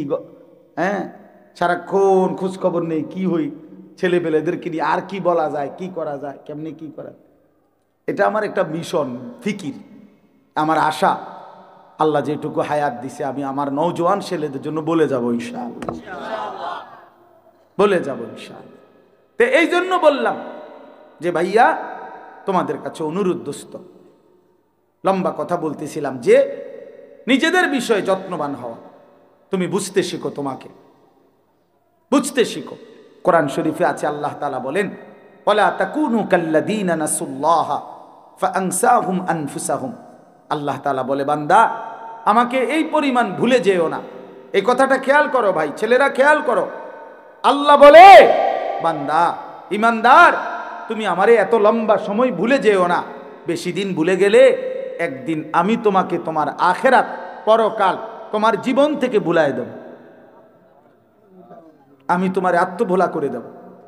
একদিন এমন অবস্থা হবে গুনাহ করতে করতে, গুনাহ নাফরমানি, তোমার আখিরাত টোটালি ফাআনসাহুম আনফুসাহুম, তোমার কবর, তোমার আখেরাত, তোমার পরকাল, তোমার মৃত্যু পরবর্তী সব তুমি ভুলে যাবা, কিচ্ছু মনে পড়বে না। উলাইকা হুমুল ফাসিকুন, তখন তুমি পরিণত হবে ফাসিক হিসাবে, পাপী হিসাবে। তখন আর ইমানদারের চিহ্ন তোমার মধ্যে থাকবে না। একদিন তোমারে মানুষ তখন শুধুই বলবে এটা পাপী, এটা সুদখোর, এটা ঘুষখোর, এটা হারামখোর, এটা জেনাখোর, এটা ব্যভিচারী, এটা লম্পট, এটা চরিত্রহীন, এটা জুয়ারি, এটা মদখোর, এটা নেশাখোর। এটা যদি মানুষ বলেই ফেলে, সিল লাগিয়া যায়, এর চাইতে বড় জিন্দিগির পতন, এর চাইতে বড় লানত আর কি হইতে পারে বাপ? করের আমরাও তো দেখছি জীবনে কত বিল্ডিং করে, এত বড় আলিশান বাড়ি করে ভদ্রলোক, মানুষে হাঁটতে যাইতে সুদের টিয়া না, বাটফার বাটফার সিটারির টিয়া, 2 নম্বরই টাকা কামাইছে, তো লাভ হইছে কি? লাভটা কি? ইজ্জত কোথায়? সম্মান কোথায়? তোমার টাইলস তো তোমার সম্মান আনে নাই, তোমারে তো সুদখোর তোমার পরিচয় লাগিয়া গেছে, হারামখোর পরিচয় লাগিয়া গেছে। লোকে তো বলে তোমারে মদখোর, লোকে তো বলে তোমারে নেশাখোর, লোকে তো তোমারে দেখলে বলে দেখতে মনে হয় গাঁজাখোর। এর চাইতে বড় লানত কি ভাইয়া? একটা যুবক তুমি বলো, তোমার আড়ালে যদি তোমারে কেউ বলে তোমার পরিচয়টা, ও হেতেরে চিনি, আরে চিনি, অসভ্য, চরিত্রহীন, লম্পট, নেশাখোর, গাঁজাখোর, ফুট্টাখোর, বাবাখোর, ডাইলখোর, ইয়াবাখোর, হারামখোর, বেডি ছাড়া, নারী ছাড়া, ছবি ছাড়া আর কিছু বুঝে না। প্রিয় ভাই আমার, বলো এরপরে তোমার জীবনের আর কি মূল্য রইল? তোমারে মানুষ তো জানোয়ারের মতো মনে করলো, তোমারে তো পরিচয় দিল পশুর মতো। তোমার ইজ্জত কোথায়? তোমার সম্মান কোথায় বন্ধু? তুমি বলো। প্রিয় ভাই আমার, ছেলেরা আমার, তোমরা যারা এক ওয়াক্ত নামাজ পড়ো না, তুমি ইনসাফের সাথে বলো লোকে তোমার ব্যাপারে কি মন্তব্য করে। তোমার সমবয়সী বন্ধুদেরকে যদি কেউ জিজ্ঞেস করে ছেলেটা কেমন, তো যে এক ওয়াক্ত নামাজ পড়ে না তার ব্যাপারে তার বন্ধু কি বলবে? যে সে জোনায়েদ বাগদাদি। তাইলে তোমার দুশ্চরিত্র ছাড়া, চরিত্রহীন ছাড়া কি বলবে? কারণ সে তো জানে তুমি উলঙ্গ ছবি দেখো, তুমি তার থেকে আড়াল করবা কেমনে?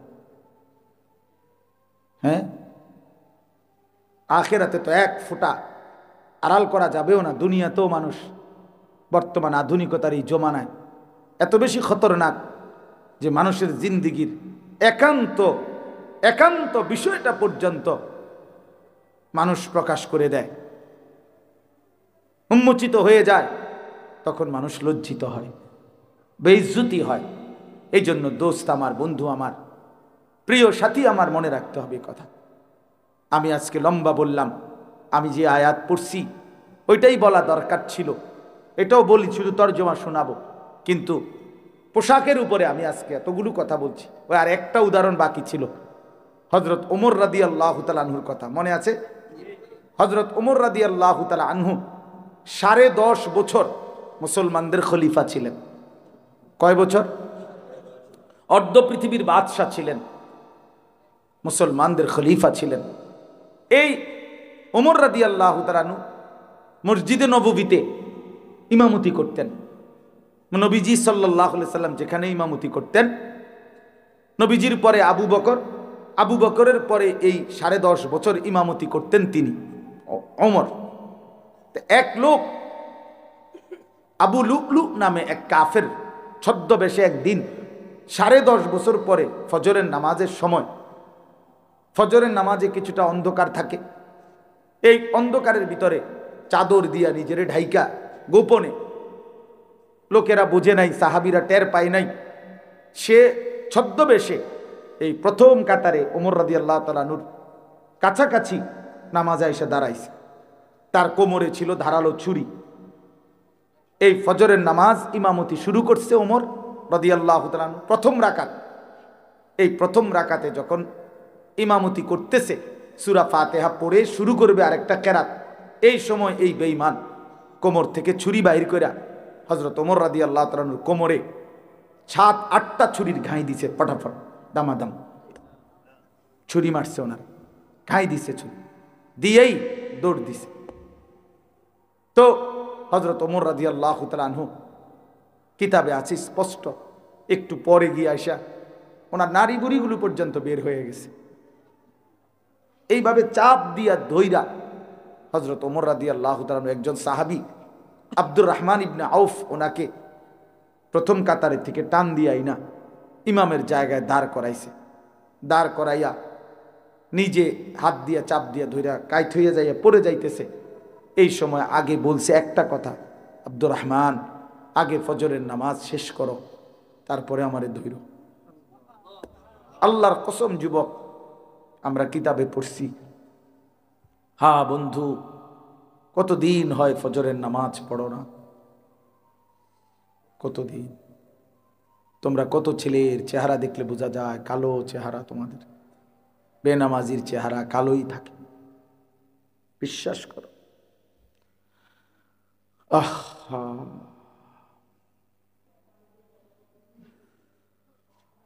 এক বছর কোনোদিন ফজরের নামাজ পড়লা না, কেমনে জিন্দিগিটা কাটাও, কেমনে ভোর হয়, সকালবেলা যে ঘুম থেকে উঠো, লজ্জা হয় না?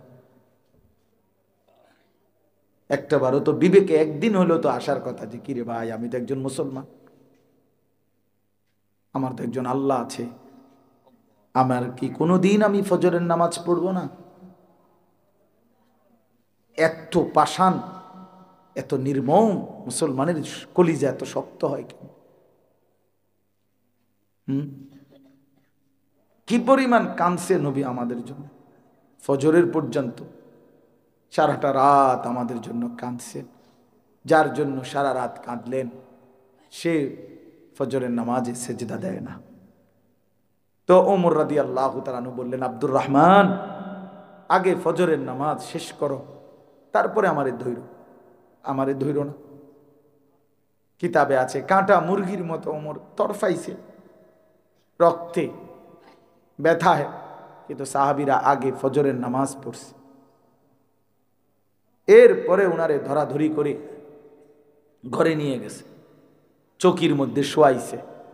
এই আমার বলার উদ্দেশ্য যে কথাটা, ছেলেরা শোনো, আমার কাছে আরবি কিতাব আছে, আমি ওই কিতাবে নিজে পড়ছি।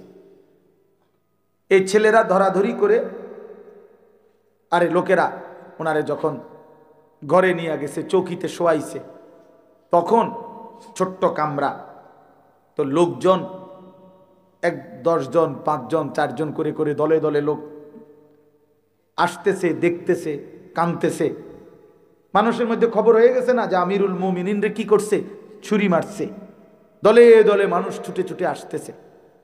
ওমর রাদিয়াল্লাহু তাআলা আনহুর মুখে ওষুধ দেওয়ার কিতাবে লিখছে চেষ্টা করতেছে, কিন্তু এদিক দিয়ে বের হয়ে যায় ওষুধের পানি, ওষুধ সব কিছুই দিতে পারতেছে না। ওমর রাদিয়াল্লাহু তাআলা আনহু তখন তাৎক্ষণিক যাবতীয় সিদ্ধান্ত, যেটা যেটা বলার, যেটা যা করতেছে, কারণ উনি বুঝতেছে উনি আর বাঁচবে না।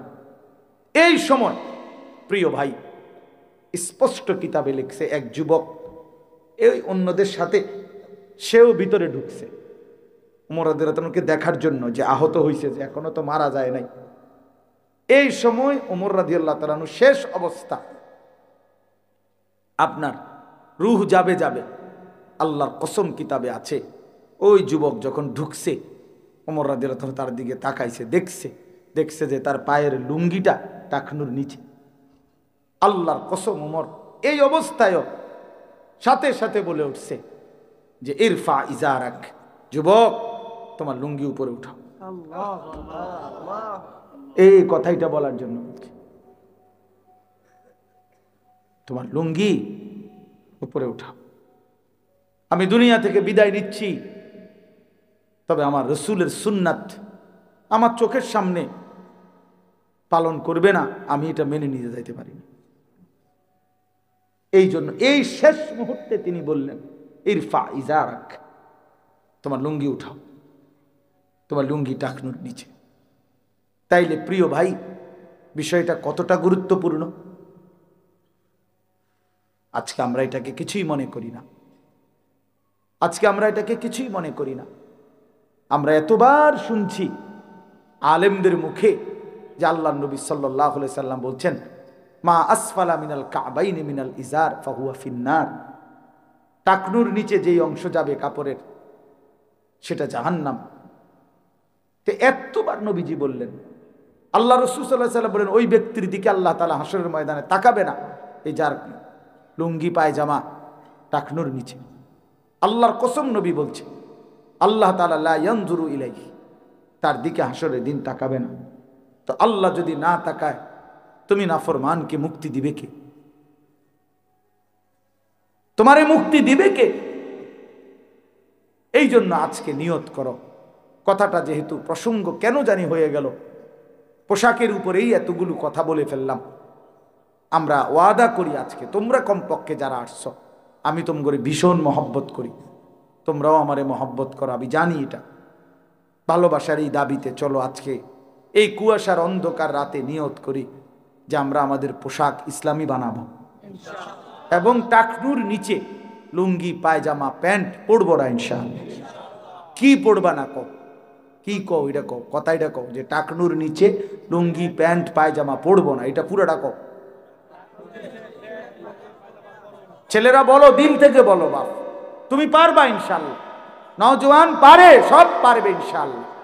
নওজোয়ান হিম্মত করলে আল্লাহ তাআলার রহমত উঠছে উঠে উঠছে। একটা দেশে 7টা যুবক পুরা জাতির বিপরীতে ঈমান আনছিল। আল্লাহ তাআলা বলছে ওই যুবকদেরকে তোমরা ঘুমাও, তোমরা ঘুম পাড়াইলাম, আর তোমাদের ঈমানের উপরে আমি আল্লাহ খুশি হয়ে পুরা জাতি সংশোধন আমি করে দেব। এই 7 যুবক ঘুমাইছে 309 বছর। 309 বছর পরে আল্লাহ তাদেরকে ঘুম থেকে জাগায়া বলছে যাও এখন এলাকার যাও, গিয়া দেখো, দেখলে দেখবা গোটা জাতীয় ইমানদার, জাতির বাদশাহ ইমানদার। আসহাবে কাহফ যুবকের ঈমান আল্লাহ এত খুশি।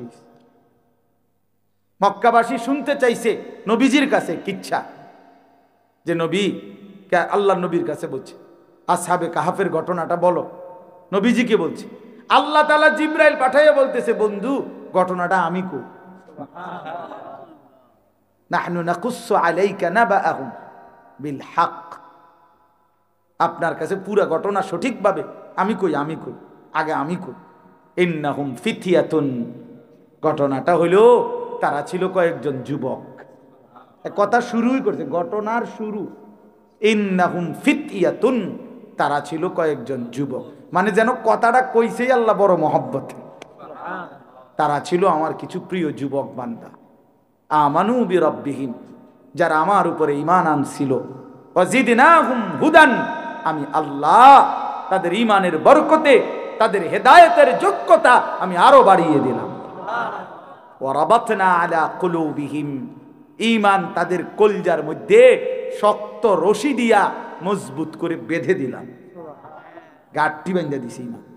আল্লাহ বলছে আমি ঈমান বেঁধে দিছি তাদের দিন, বাইন্ধা দিছি, যে কোন তুফানে, দুশ্মনের আর কোন ষড়যন্ত্রে, জালেমের আর কোন জুলুমে ঈমান এক চুল যুবকের নড়বে না ইনশাআল্লাহ।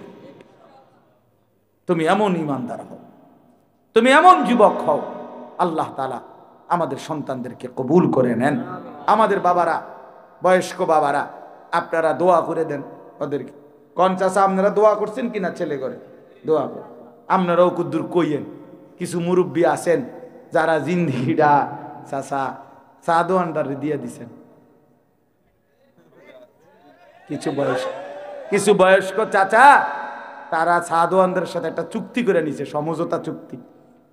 কইছে বাজি শেষ বয়স, আর কয়দিন বাঁচি বলা যায় না, যে দূর শল্য কুলায় তোমার এনাইয়া বৌমু, তুমি কদ্দুর আমারে জায়গা দিও।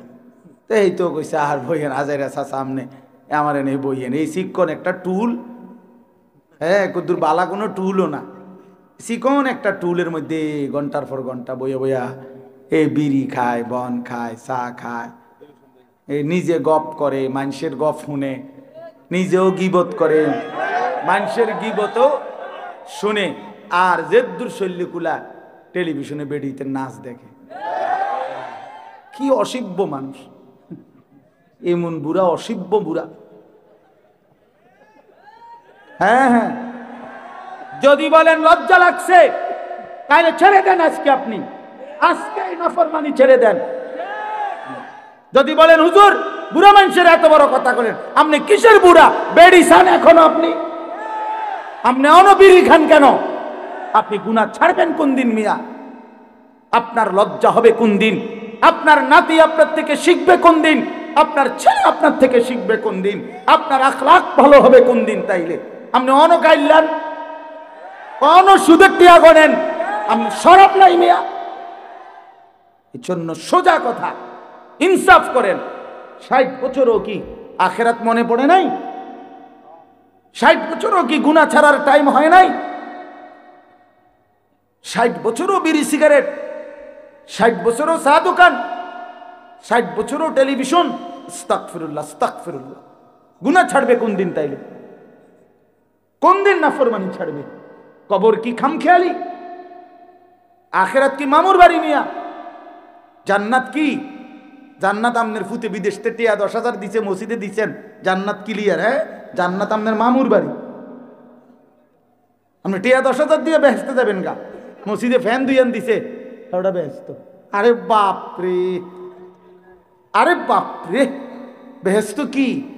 2টা রুম আর একটা বারিন্দা, এটারে তোকে বেহেশত? বেহেশত এই তোমার নাকি? 2টা রুম আর একটা বারান্দার নাম বেহেশত?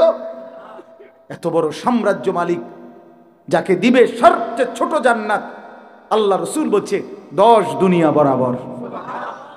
তার জন্য কোনো মূল্য দিতে হবে না, তার জন্য কোনো মেহনত করতে হবে না। এটা এত খামখেয়ালি হয়ে গেল।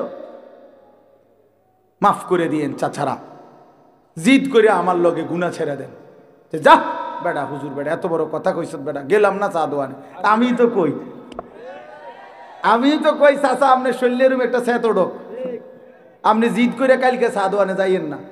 চা দোকানদারের ক্ষতি হবে না, আপনি চা খাই আইয়ে নেবেন।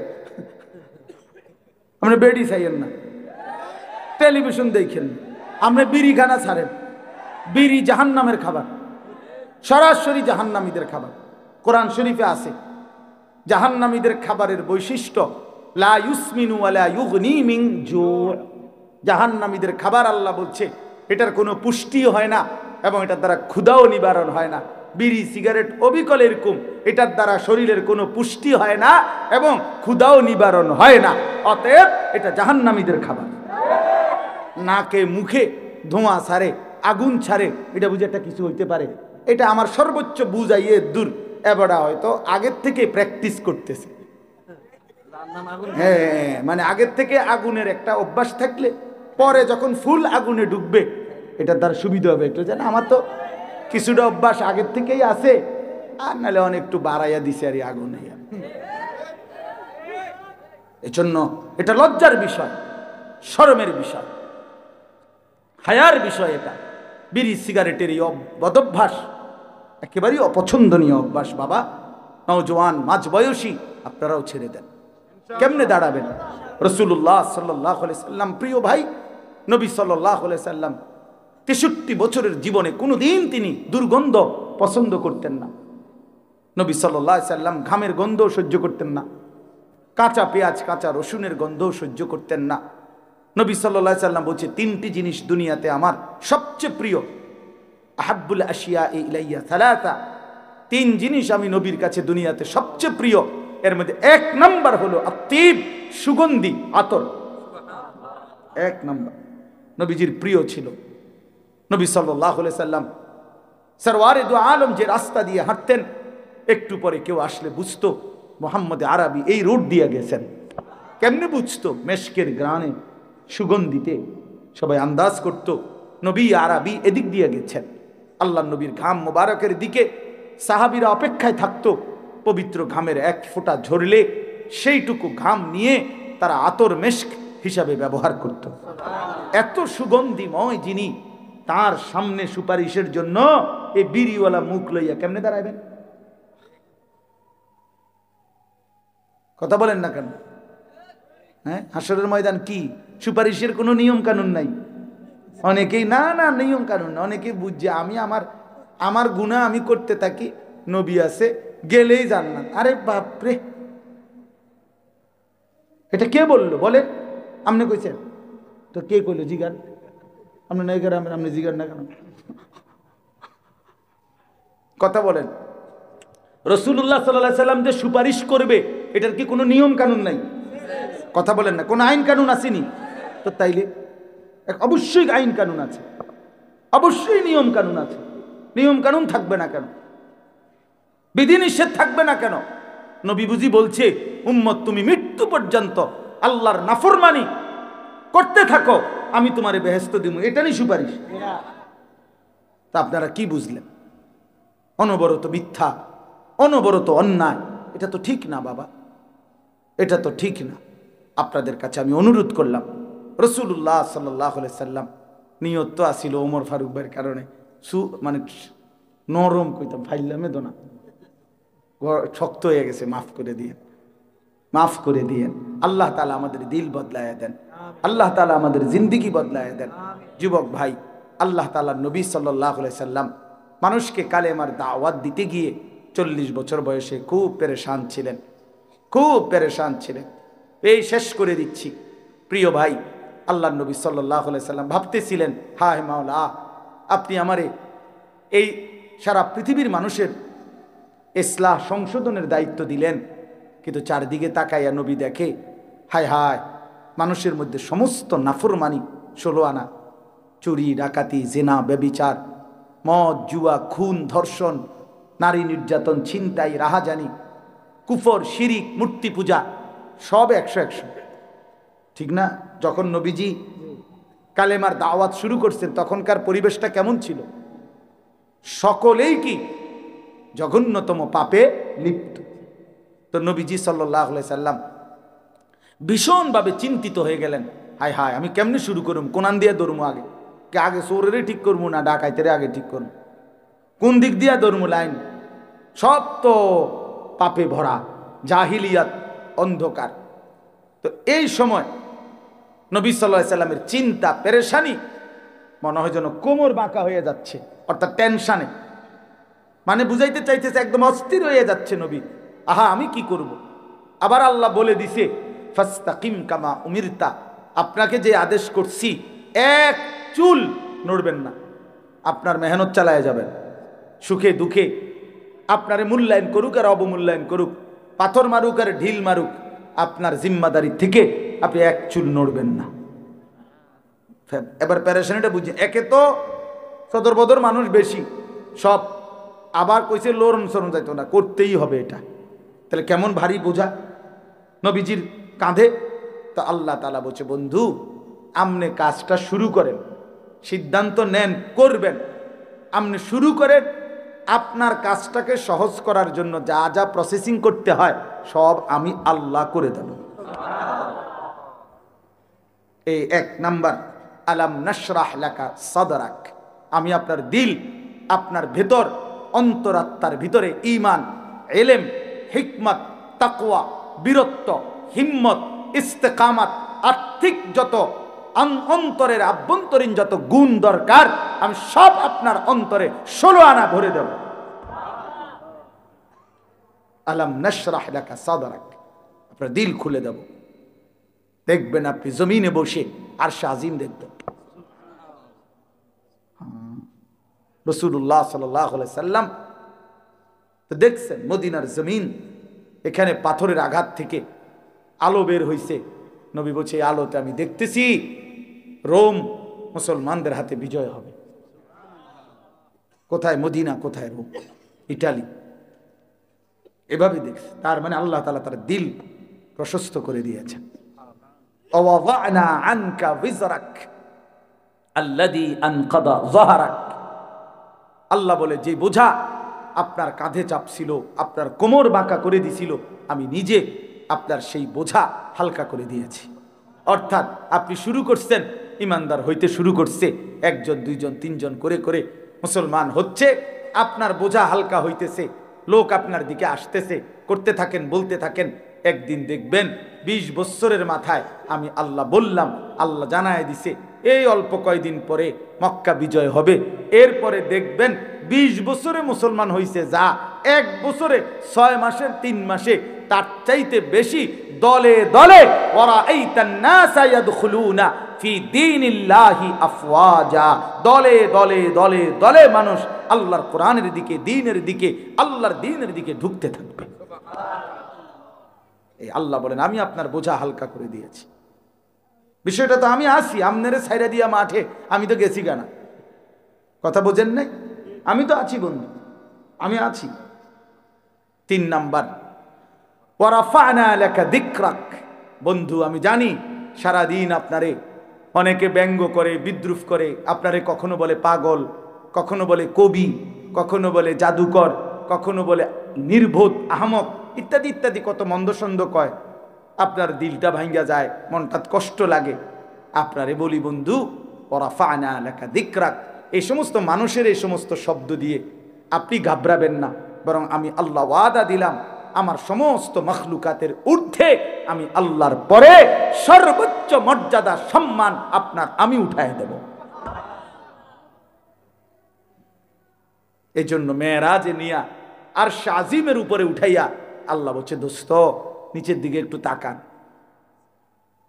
নবী নিচের দিকে চারিদিকে তাকাইছে। উঁচা জায়গায় যত উঁচা উঠে তত চারদিকে বেশি দেখা যায়, বুঝেন নাই?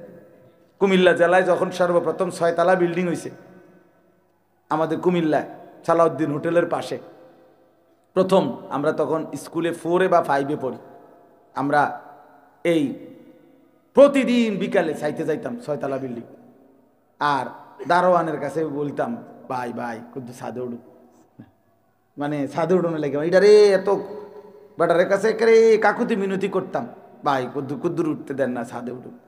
এরপরে ছাদে উঠে একটা দৌড় দিয়ে দেখা আবার বন্ধুদের কাছে পরের দিন গল্প করতাম যে আর বেড়া ছাদে উঠছি। তাহলে উঁচা উঠলে চারদিকে দেখা যায়। আল্লাহ তাআলা আরশ আজিমে তুলে বন্ধুকে বললেন বন্ধু এবার দেখেন আমার গোটা মখলুকাত আপনার কদমের নিচে, আপনার মর্যাদা সবকিছুর ঊর্ধ্বে। বাদাজ খুদা বুজুর্গ তুই কিসসায়ে মুখতাসার, আল্লাহর পরে সমস্ত সৃষ্টির উপরে আপনার সম্মান। সুবহানাল্লাহ, আপনার মর্যাদা আমি উঠাই দিছি। আল্লাহ মহব্বত করে বলছে, মহব্বত করে বন্ধু ওই যে আজান দিচ্ছে শুনেন তো, দেখেন দেখেন আজান দিচ্ছে দোস্ত শুনেন, এ দেখেন আমার নাম বলে, একটু পরে আপনার নামও বলে। ওই যে মুয়াজ্জিন ইকামত দিচ্ছে দেখেন তো আমার নাম বলে, আপনার নামও বলে। ওই যে নামাজি ব্যক্তি যে দেখেন বইছে আত্তাহিয়াতু পড়বে এখন, দেখেন খেয়াল রাখেন আপনার আত্তাহিয়াতু পড়ে আমার প্রশংসা করে, একটু পরে আপনার নামও কইবে আল্লাহুম্মা সাল্লি আলা মুহাম্মদ, এই যে দুরূদ শরীফ পড়বে। ওই যে কবরের দিকে তাকায় দেখেন দোস্ত, কবরে ওই মুনকার নকির প্রশ্ন করতেছে লোকটারে, দেখেন কি কয় শুনেন, আমার নাম কয় আপনার নামও কয়। সুবহানাল্লাহ। আজানে আমি আপনি, একামতে আমি আপনি, নামাজে আমি আপনি, ওই কবরের প্রশ্ন তো দেখেন আপনি আমি, যেখানেই আমি আল্লাহর আলোচনা সেখানেই আপনি বন্ধুর আলোচনা। ইদা যুকিরতু যুকিরতা মাই ওয়া রাফা'না লাকা যিকরাক। আমরা নবীর দুশমন না, আমরারে যারা গালি দেয়, আমরা যারা কয় আমরা নবীর দুশমন, আমরা ওয়াহাবি, আমরা নবীর আশেক না, আমরা জানি দোস্ত তুই কি আশেক, আমরা জানি হাসরের ময়দানে ফায়সালা হবে। জীবনের এই 43 বছর আজীবন নবীর মেসওয়াক করে গেলাম, দাড়ি টুপি রাইখা গেলাম, হালাল খাওয়ার চেষ্টা করলাম, বউ বাচ্চারে পর্দায় রাখতে চেষ্টা করলাম, জীবনে কোনোদিন টেলিভিশন ঘরে ঢুকাইলাম না, জীবনে কোনোদিন চেষ্টা করছি রসুলের সুন্নাত আমল করতে। আমি কেন নবীর দুশমন হব? আমি নবীর দুশমন হব? আমি জিলাফির দুশমন হইতে পারি, নবীর দুশমন না। আমি বিরানির দুশমন হইতে পারি, নবীর দুশমন না। চলো যদি প্রয়োজনে প্রমাণ চাও, ইনশাআল্লাহ আমরা প্রমাণ দিছিও। 158 বছর আমাদের কওমি মাদ্রাসার ইতিহাস, 1866 সন থেকে এই উপমহাদেশে শতবার, হাজারবার, লক্ষবার রসুলের ইজ্জতের জন্য, কোরআনের ইজ্জতের জন্য যারা রক্ত দিয়েছে, জান দিয়েছে, কলিজার খুন দিয়েছে, সবার আগে প্রতিবাদ করেছে জালেমের, অন্যায়ের, রসুলের দুশমনের বিরুদ্ধে। তো সবচেয়ে আগে যাদের নাম, তারা কওমি মাদ্রাসার উলামা, তোলাবায়ে কেরাম। যদি কারো প্রমাণ লাগে তো 2013 সালের 5ই মের রক্তের গ্রাণ শুকবার জন্য মতিঝিলের শাপলা চত্বরে এখন গিয়া নাক লাগাও, দেখবা ইমানদারের রক্তের গ্রাণ পাইবা। এখনো যাও, এখনো যাও। তালেবে ইলমদের, উলামায়ে কেরামের তাজা খুন ওই জমিন ভাসছিল। এটা পৃথিবী দেখছে, আসমান দেখছে, রব্বে করিমও দেখছে। নবী সাল্লাল্লাহু আলাইহি সাল্লামের ভালোবাসা কাদের দিলে ছিল। এজন্য বাপ কোনোভাবেই উলামায়ে কেরাম থেকে বিচ্ছিন্ন হবেন না, বলেন ইনশাআল্লাহ। আজকে আমাদের নিজেদের ঘরেও আগুন লাগাইবার চেষ্টা চলতেছে, দাওয়াত ও তাবলীগের এক মহান মেহনত চলতেছিল। এই মেহনতের মধ্যেও দুশমন, ইসলাম বিরোধী চক্র সাদ নামে ইন্ডিয়ার দিল্লির এক ভণ্ড, এক প্রতারক, এক মুনাফিক, এক বিশ্বাসঘাতক সাদ নামে এই ভণ্ডে তার কিছু বাহিনী, গুন্ডা, সন্ত্রাসী লাগায়া ইমানদার দাওয়াত ও তাবলীগের সাথীদেরকে শহীদ করছে, খুন করছে, রক্ত ঝরাচ্ছে। কিন্তু ওই ভণ্ডের অনুসারী গুন্ডারা জানে না যে ইমানদারের পবিত্র রক্তের উপরে কালেমার বিজয় হবে ইনশাআল্লাহ। এই জন্য আমরা, এটা আমাদের স্পষ্ট হিসাব, এটা স্পষ্ট। ইসলাম বিরোধী, কোরআন বিরোধী যেই বলে, সে কাছের হোক দূরের হোক, ঘরের হোক বাহিরের হোক, প্রত্যেকের বিরুদ্ধে প্রতিবাদ করা, অন্যায়কে অন্যায়, ন্যায়কে ন্যায়, আলোকে আলো, অন্ধকারকে অন্ধকার বলা, এটা উলামায়ে দেওবন্দ, কওমি মাদ্রাসার আলেমদের চিরদিনের বৈশিষ্ট্য। আলহামদুলিল্লাহ। এই জন্য আমরা কবর পূজারী, মাজার পূজারীকেও ছাড়ি নাই, আমরা সাদ নামের ওই ভণ্ড অনুসারীদেরকেও আমরা ছাড়ি নাই। তার ব্যাপারেও কথা বলছে আমাদের উলামায়ে কেরাম, আমাদের উলামায়ে কেরাম। এই জন্য আপনাদের কাছেও বলি, উলামায়ে কেরামের সাথে থাকবেন, বলেন ইনশাআল্লাহ, বলেন ইনশাআল্লাহ। নওজোয়ান একা একা চইল না, আলেম উলামার সাথে থাইকো, দুনিয়াও সুন্দর হবে, আখিরাতও সুন্দর। ফাইন্না মাআল উসরি ইউসরা, ইন্না মাআল উসরি ইউসরা। আল্লাহ বলছে, বন্ধু আপনারে সান্ত্বনা দিয়ে বলি, বন্ধু কষ্ট পাবেন যতটা, শান্তি সুখ স্বস্তি পাইবেন তার চাইতে দ্বিগুণ দ্বিগুণ, ডবল ডবল। ওয়াদা দিলাম, ওয়াদা দিলাম। আপনার চোখে পানি ঝরছে যতগুলো, আমি আল্লাহ আপনার মুখে হাসি ফুটাবো তার চাইতে বেশি। আপনার আমি দেখাবো বন্ধু, আপনার মুখে আমি হাসি ফুটাবো। আপনার চোখে পানি ঝরলে আমার আরশ নড়ে, আপনি কাঁদলে আমার আরশে আজিম নড়ে বন্ধু। আপনার তায়েফের রক্ত আমি দেখেছি বন্ধু, আপনার উহুদের দান দান শহীদ করা খুন আমি দেখেছি, আপনার পেটে পাথর বাঁধা জিন্দিগি আমি দেখছি। আমি বন্ধু আপনার ওয়াদা দিলাম, ওয়ালা সাউফা ইউতিকা রাব্বুকা ফাতারদা, এই পরিমাণ আপনাকে দেব আমি, এত দেব, এত দেব, এত দেব, পেতে পেতে আমি আল্লাহর দয়া নিয়ামত, আপনি খুশি হয়ে যাবেন, রাজি হয়ে যাবেন। আপনারে খুশি করে দেব, খুশি করে দেব। এই জন্য আল্লাহ বলছে, বন্ধু ঘাবড়াইয়েন না, একটু কষ্ট করেন, আগামী দিনে স্বস্তি মিলবে, স্বস্তি মিলবে। ফাইজা ফারাগতা ফানসাব ওয়া ইলা রাব্বিকা ফারগাব। আল্লাহ বলছেন, এটার অনেক তাফসীর আছে, আমি শুধু শেষ বলি যে আল্লাহ তাআলা নবীকে বলছে, বন্ধু সারাদিনে কাফেরদেরকে দ্বীনের দাওয়াত দিতে গিয়ে আপনি কত রকমের মেহনত করছেন, কতজন কত কথা বলছে, কেউ গ্রহণ করছে, কেউ প্রত্যাখ্যান করছে, কেউ বিদ্রুপ করছে, কেউ মন্দসন্দ বলছে, কতজন কত রকমের বিরূপ প্রতিক্রিয়া দেখাইছে, আপনার মনটায় কষ্ট লাগছে আমি জানি। তা আল্লাহ আর একটা সুন্দর বুদ্ধি বলছে, রাত গভীরে এশার নামাজের পরে সবাই থেকে আলাদা হইয়া তাহাজ্জুদের মুসল্লায়, রাত গভীরের অন্ধকারের সেজদা, তাহাজ্জুদের গভীর রাতে আপনি আমার কাছে আইসেন, আমার জন্য একটু জিকির তেলাওয়াত দোয়া কান্নাকাটি করবার জন্য আমার কাছে আইসেন একাকী। আমি আপনার সারা দিনের দুঃখ ক্লান্তি নিজের হাতে মুছে ধুয়ে আপনার আদর করে দেব। আপনারে আমি আদর করে দেব, ভালোবেসে দেব। আমি আল্লাহ আপনার সারা দিনের ক্লান্তি দূর করে দেব। রাত গভীরে আপনি আমার কাছে আইসেন। ফাইজা ফারাগতা ফানসাব, আপনি যখন সারা দিনে আলাদা অবসর হবেন, এবার কঠোর পরিশ্রম, ইবাদত, গভীর একাকিত্বে আমি আল্লাহর সাথে ইলা রব্বিকা ফারগাব, আমি আল্লাহর দিকে ঝুঁকবেন। আমি আল্লাহ আপনার সমস্ত দুঃখ, কষ্ট, বেদনা আমি আল্লাহ তাআলা সান্ত্বনা দিয়ে দেব। এই জন্য এক মানুষের জীবনে আল্লাহর সাথে গভীর সম্পর্কের মূল টাইম রাত গভীর। কোন টাইম? গভীর রাত। গভীর রাত। আল্লাহ বলে, বান্দা যা লাগবে রাতে আইসো, আমি সব দেব, সব দেব।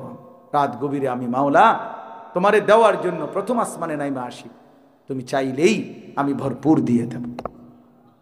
আল্লাহ তাআলা আমাদেরকে তৌফিক দেন, কবুল করেন। আজকের এই মাহফিল, এই ইন্তেজামের মধ্যে বরকত দান করেন। যাদের আয়োজন, যাদের মেহনতে এই মাহফিল হয়েছে, আল্লাহ সবাইকে কবুল মনসুর করেন। সুবহানাল্লাহি ওয়া বিহামদিহি, সুবহানাকাল্লাহুম্মা বিহামদিকা, আলহামদুলিল্লাহি রাব্বিল আলামিন। আল্লাহুম্মা আনতাস সালাম ওয়া মিনকাস সালাম, তাবারাকতা ইয়া দাল জালালি ওয়াল ইকরাম, ইয়া আরহামার রাহিমিন, ইয়া আরহামার রাহিমিন, ইয়া আরহামার রাহিমিন। মাওলায়ে করিম, আপনি মাফ করে দেন। রাত অনেক গভীর মাওলা, কুয়াশার চাদরে ঢাকা মাওলা, আপনি মাফ করে দেন, আপনি মাফ করে দেন, আপনি মাফ করে দেন। আযাব দিলে আপনার কোনো লাভ নাই, মাফ করে দিলে আপনার কোনো ক্ষতি নাই। আল্লাহ মাফ করলে আপনার কমবে না, মাফ না পেলে আমাদের উপায় থাকবে না। আল্লাহ আমাদের প্রত্যেককে মাফ করে দেন, ছেলেগুলোকে মাফ করে দেন। আল্লাহ এই কিশোর তরুণ নওজোয়ান এতটা ঠান্ডার মধ্যে এত রাত অবধি বসেছিল, আপনার কথাই শুনতেছিল মাওলা, আপনি তাদেরকে বদলে দেন, আপনি বদলে দেন, আপনি বদলে দেন। আমার বাবা, চাচা, মুরব্বীদেরকেও আল্লাহ আমি অনেক শক্ত কথা বলে ফেলছি, আপনি আমারই মাফ করে দেন, আমারই মাফ করে। আমি আমার চাচার পরিবর্তন চাই মাওলা, আমি আমার দাদাদের পরিবর্তন চাই মাওলা, আমি আমার বাবার বয়সের পরিবর্তন চাই মাওলা। আমি এই আশাই বলেছি মাওলা, আমি এই আশাই বলেছি মাওলা।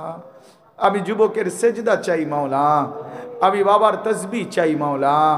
আল্লাহ আমি মা বোনদের পর্দা চাই মাওলা।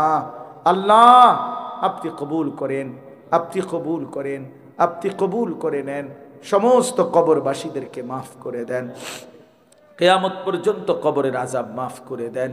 আল্লাহ আমাদের জীবন সুন্দর করে দেন, আমাদের আখলাক সুন্দর করে দেন। আল্লাহ আমাদের প্রত্যেককে কবুল আর মনসুর করে নেন। এই মাহফিলের যাবতীয় ইন্তেজামের মধ্যে ভরপুর বরকত দান করেন। আল্লাহ প্রবাসী যুবক ভাইরা, প্রবাসীরা, বাবারা, ভাইয়েরা যে যেভাবে অংশগ্রহণ করেছে, দোয়া চেয়েছে, আল্লাহ বিদেশের জমিনে সহি সালামতে নিরাপদে ঈমান আমলের সাথে রাইখেন মাওলা। প্রবাসীর বিবি বাচ্চাকেও আল্লাহ নেক জিন্দিগি দান করেন। আল্লাহ বেচারা বিদেশ থাকে, আর তার স্ত্রী সন্তান যদি চরিত্রহীন হয় তো তার জীবনের আর রইল কি মাওলা। আল্লাহ এই জন্য প্রবাসীর বিবি বাচ্চাদেরকেও দিন দান করেন, নেক জীবন দান করেন, নেক জীবন দান করেন। আল্লাহ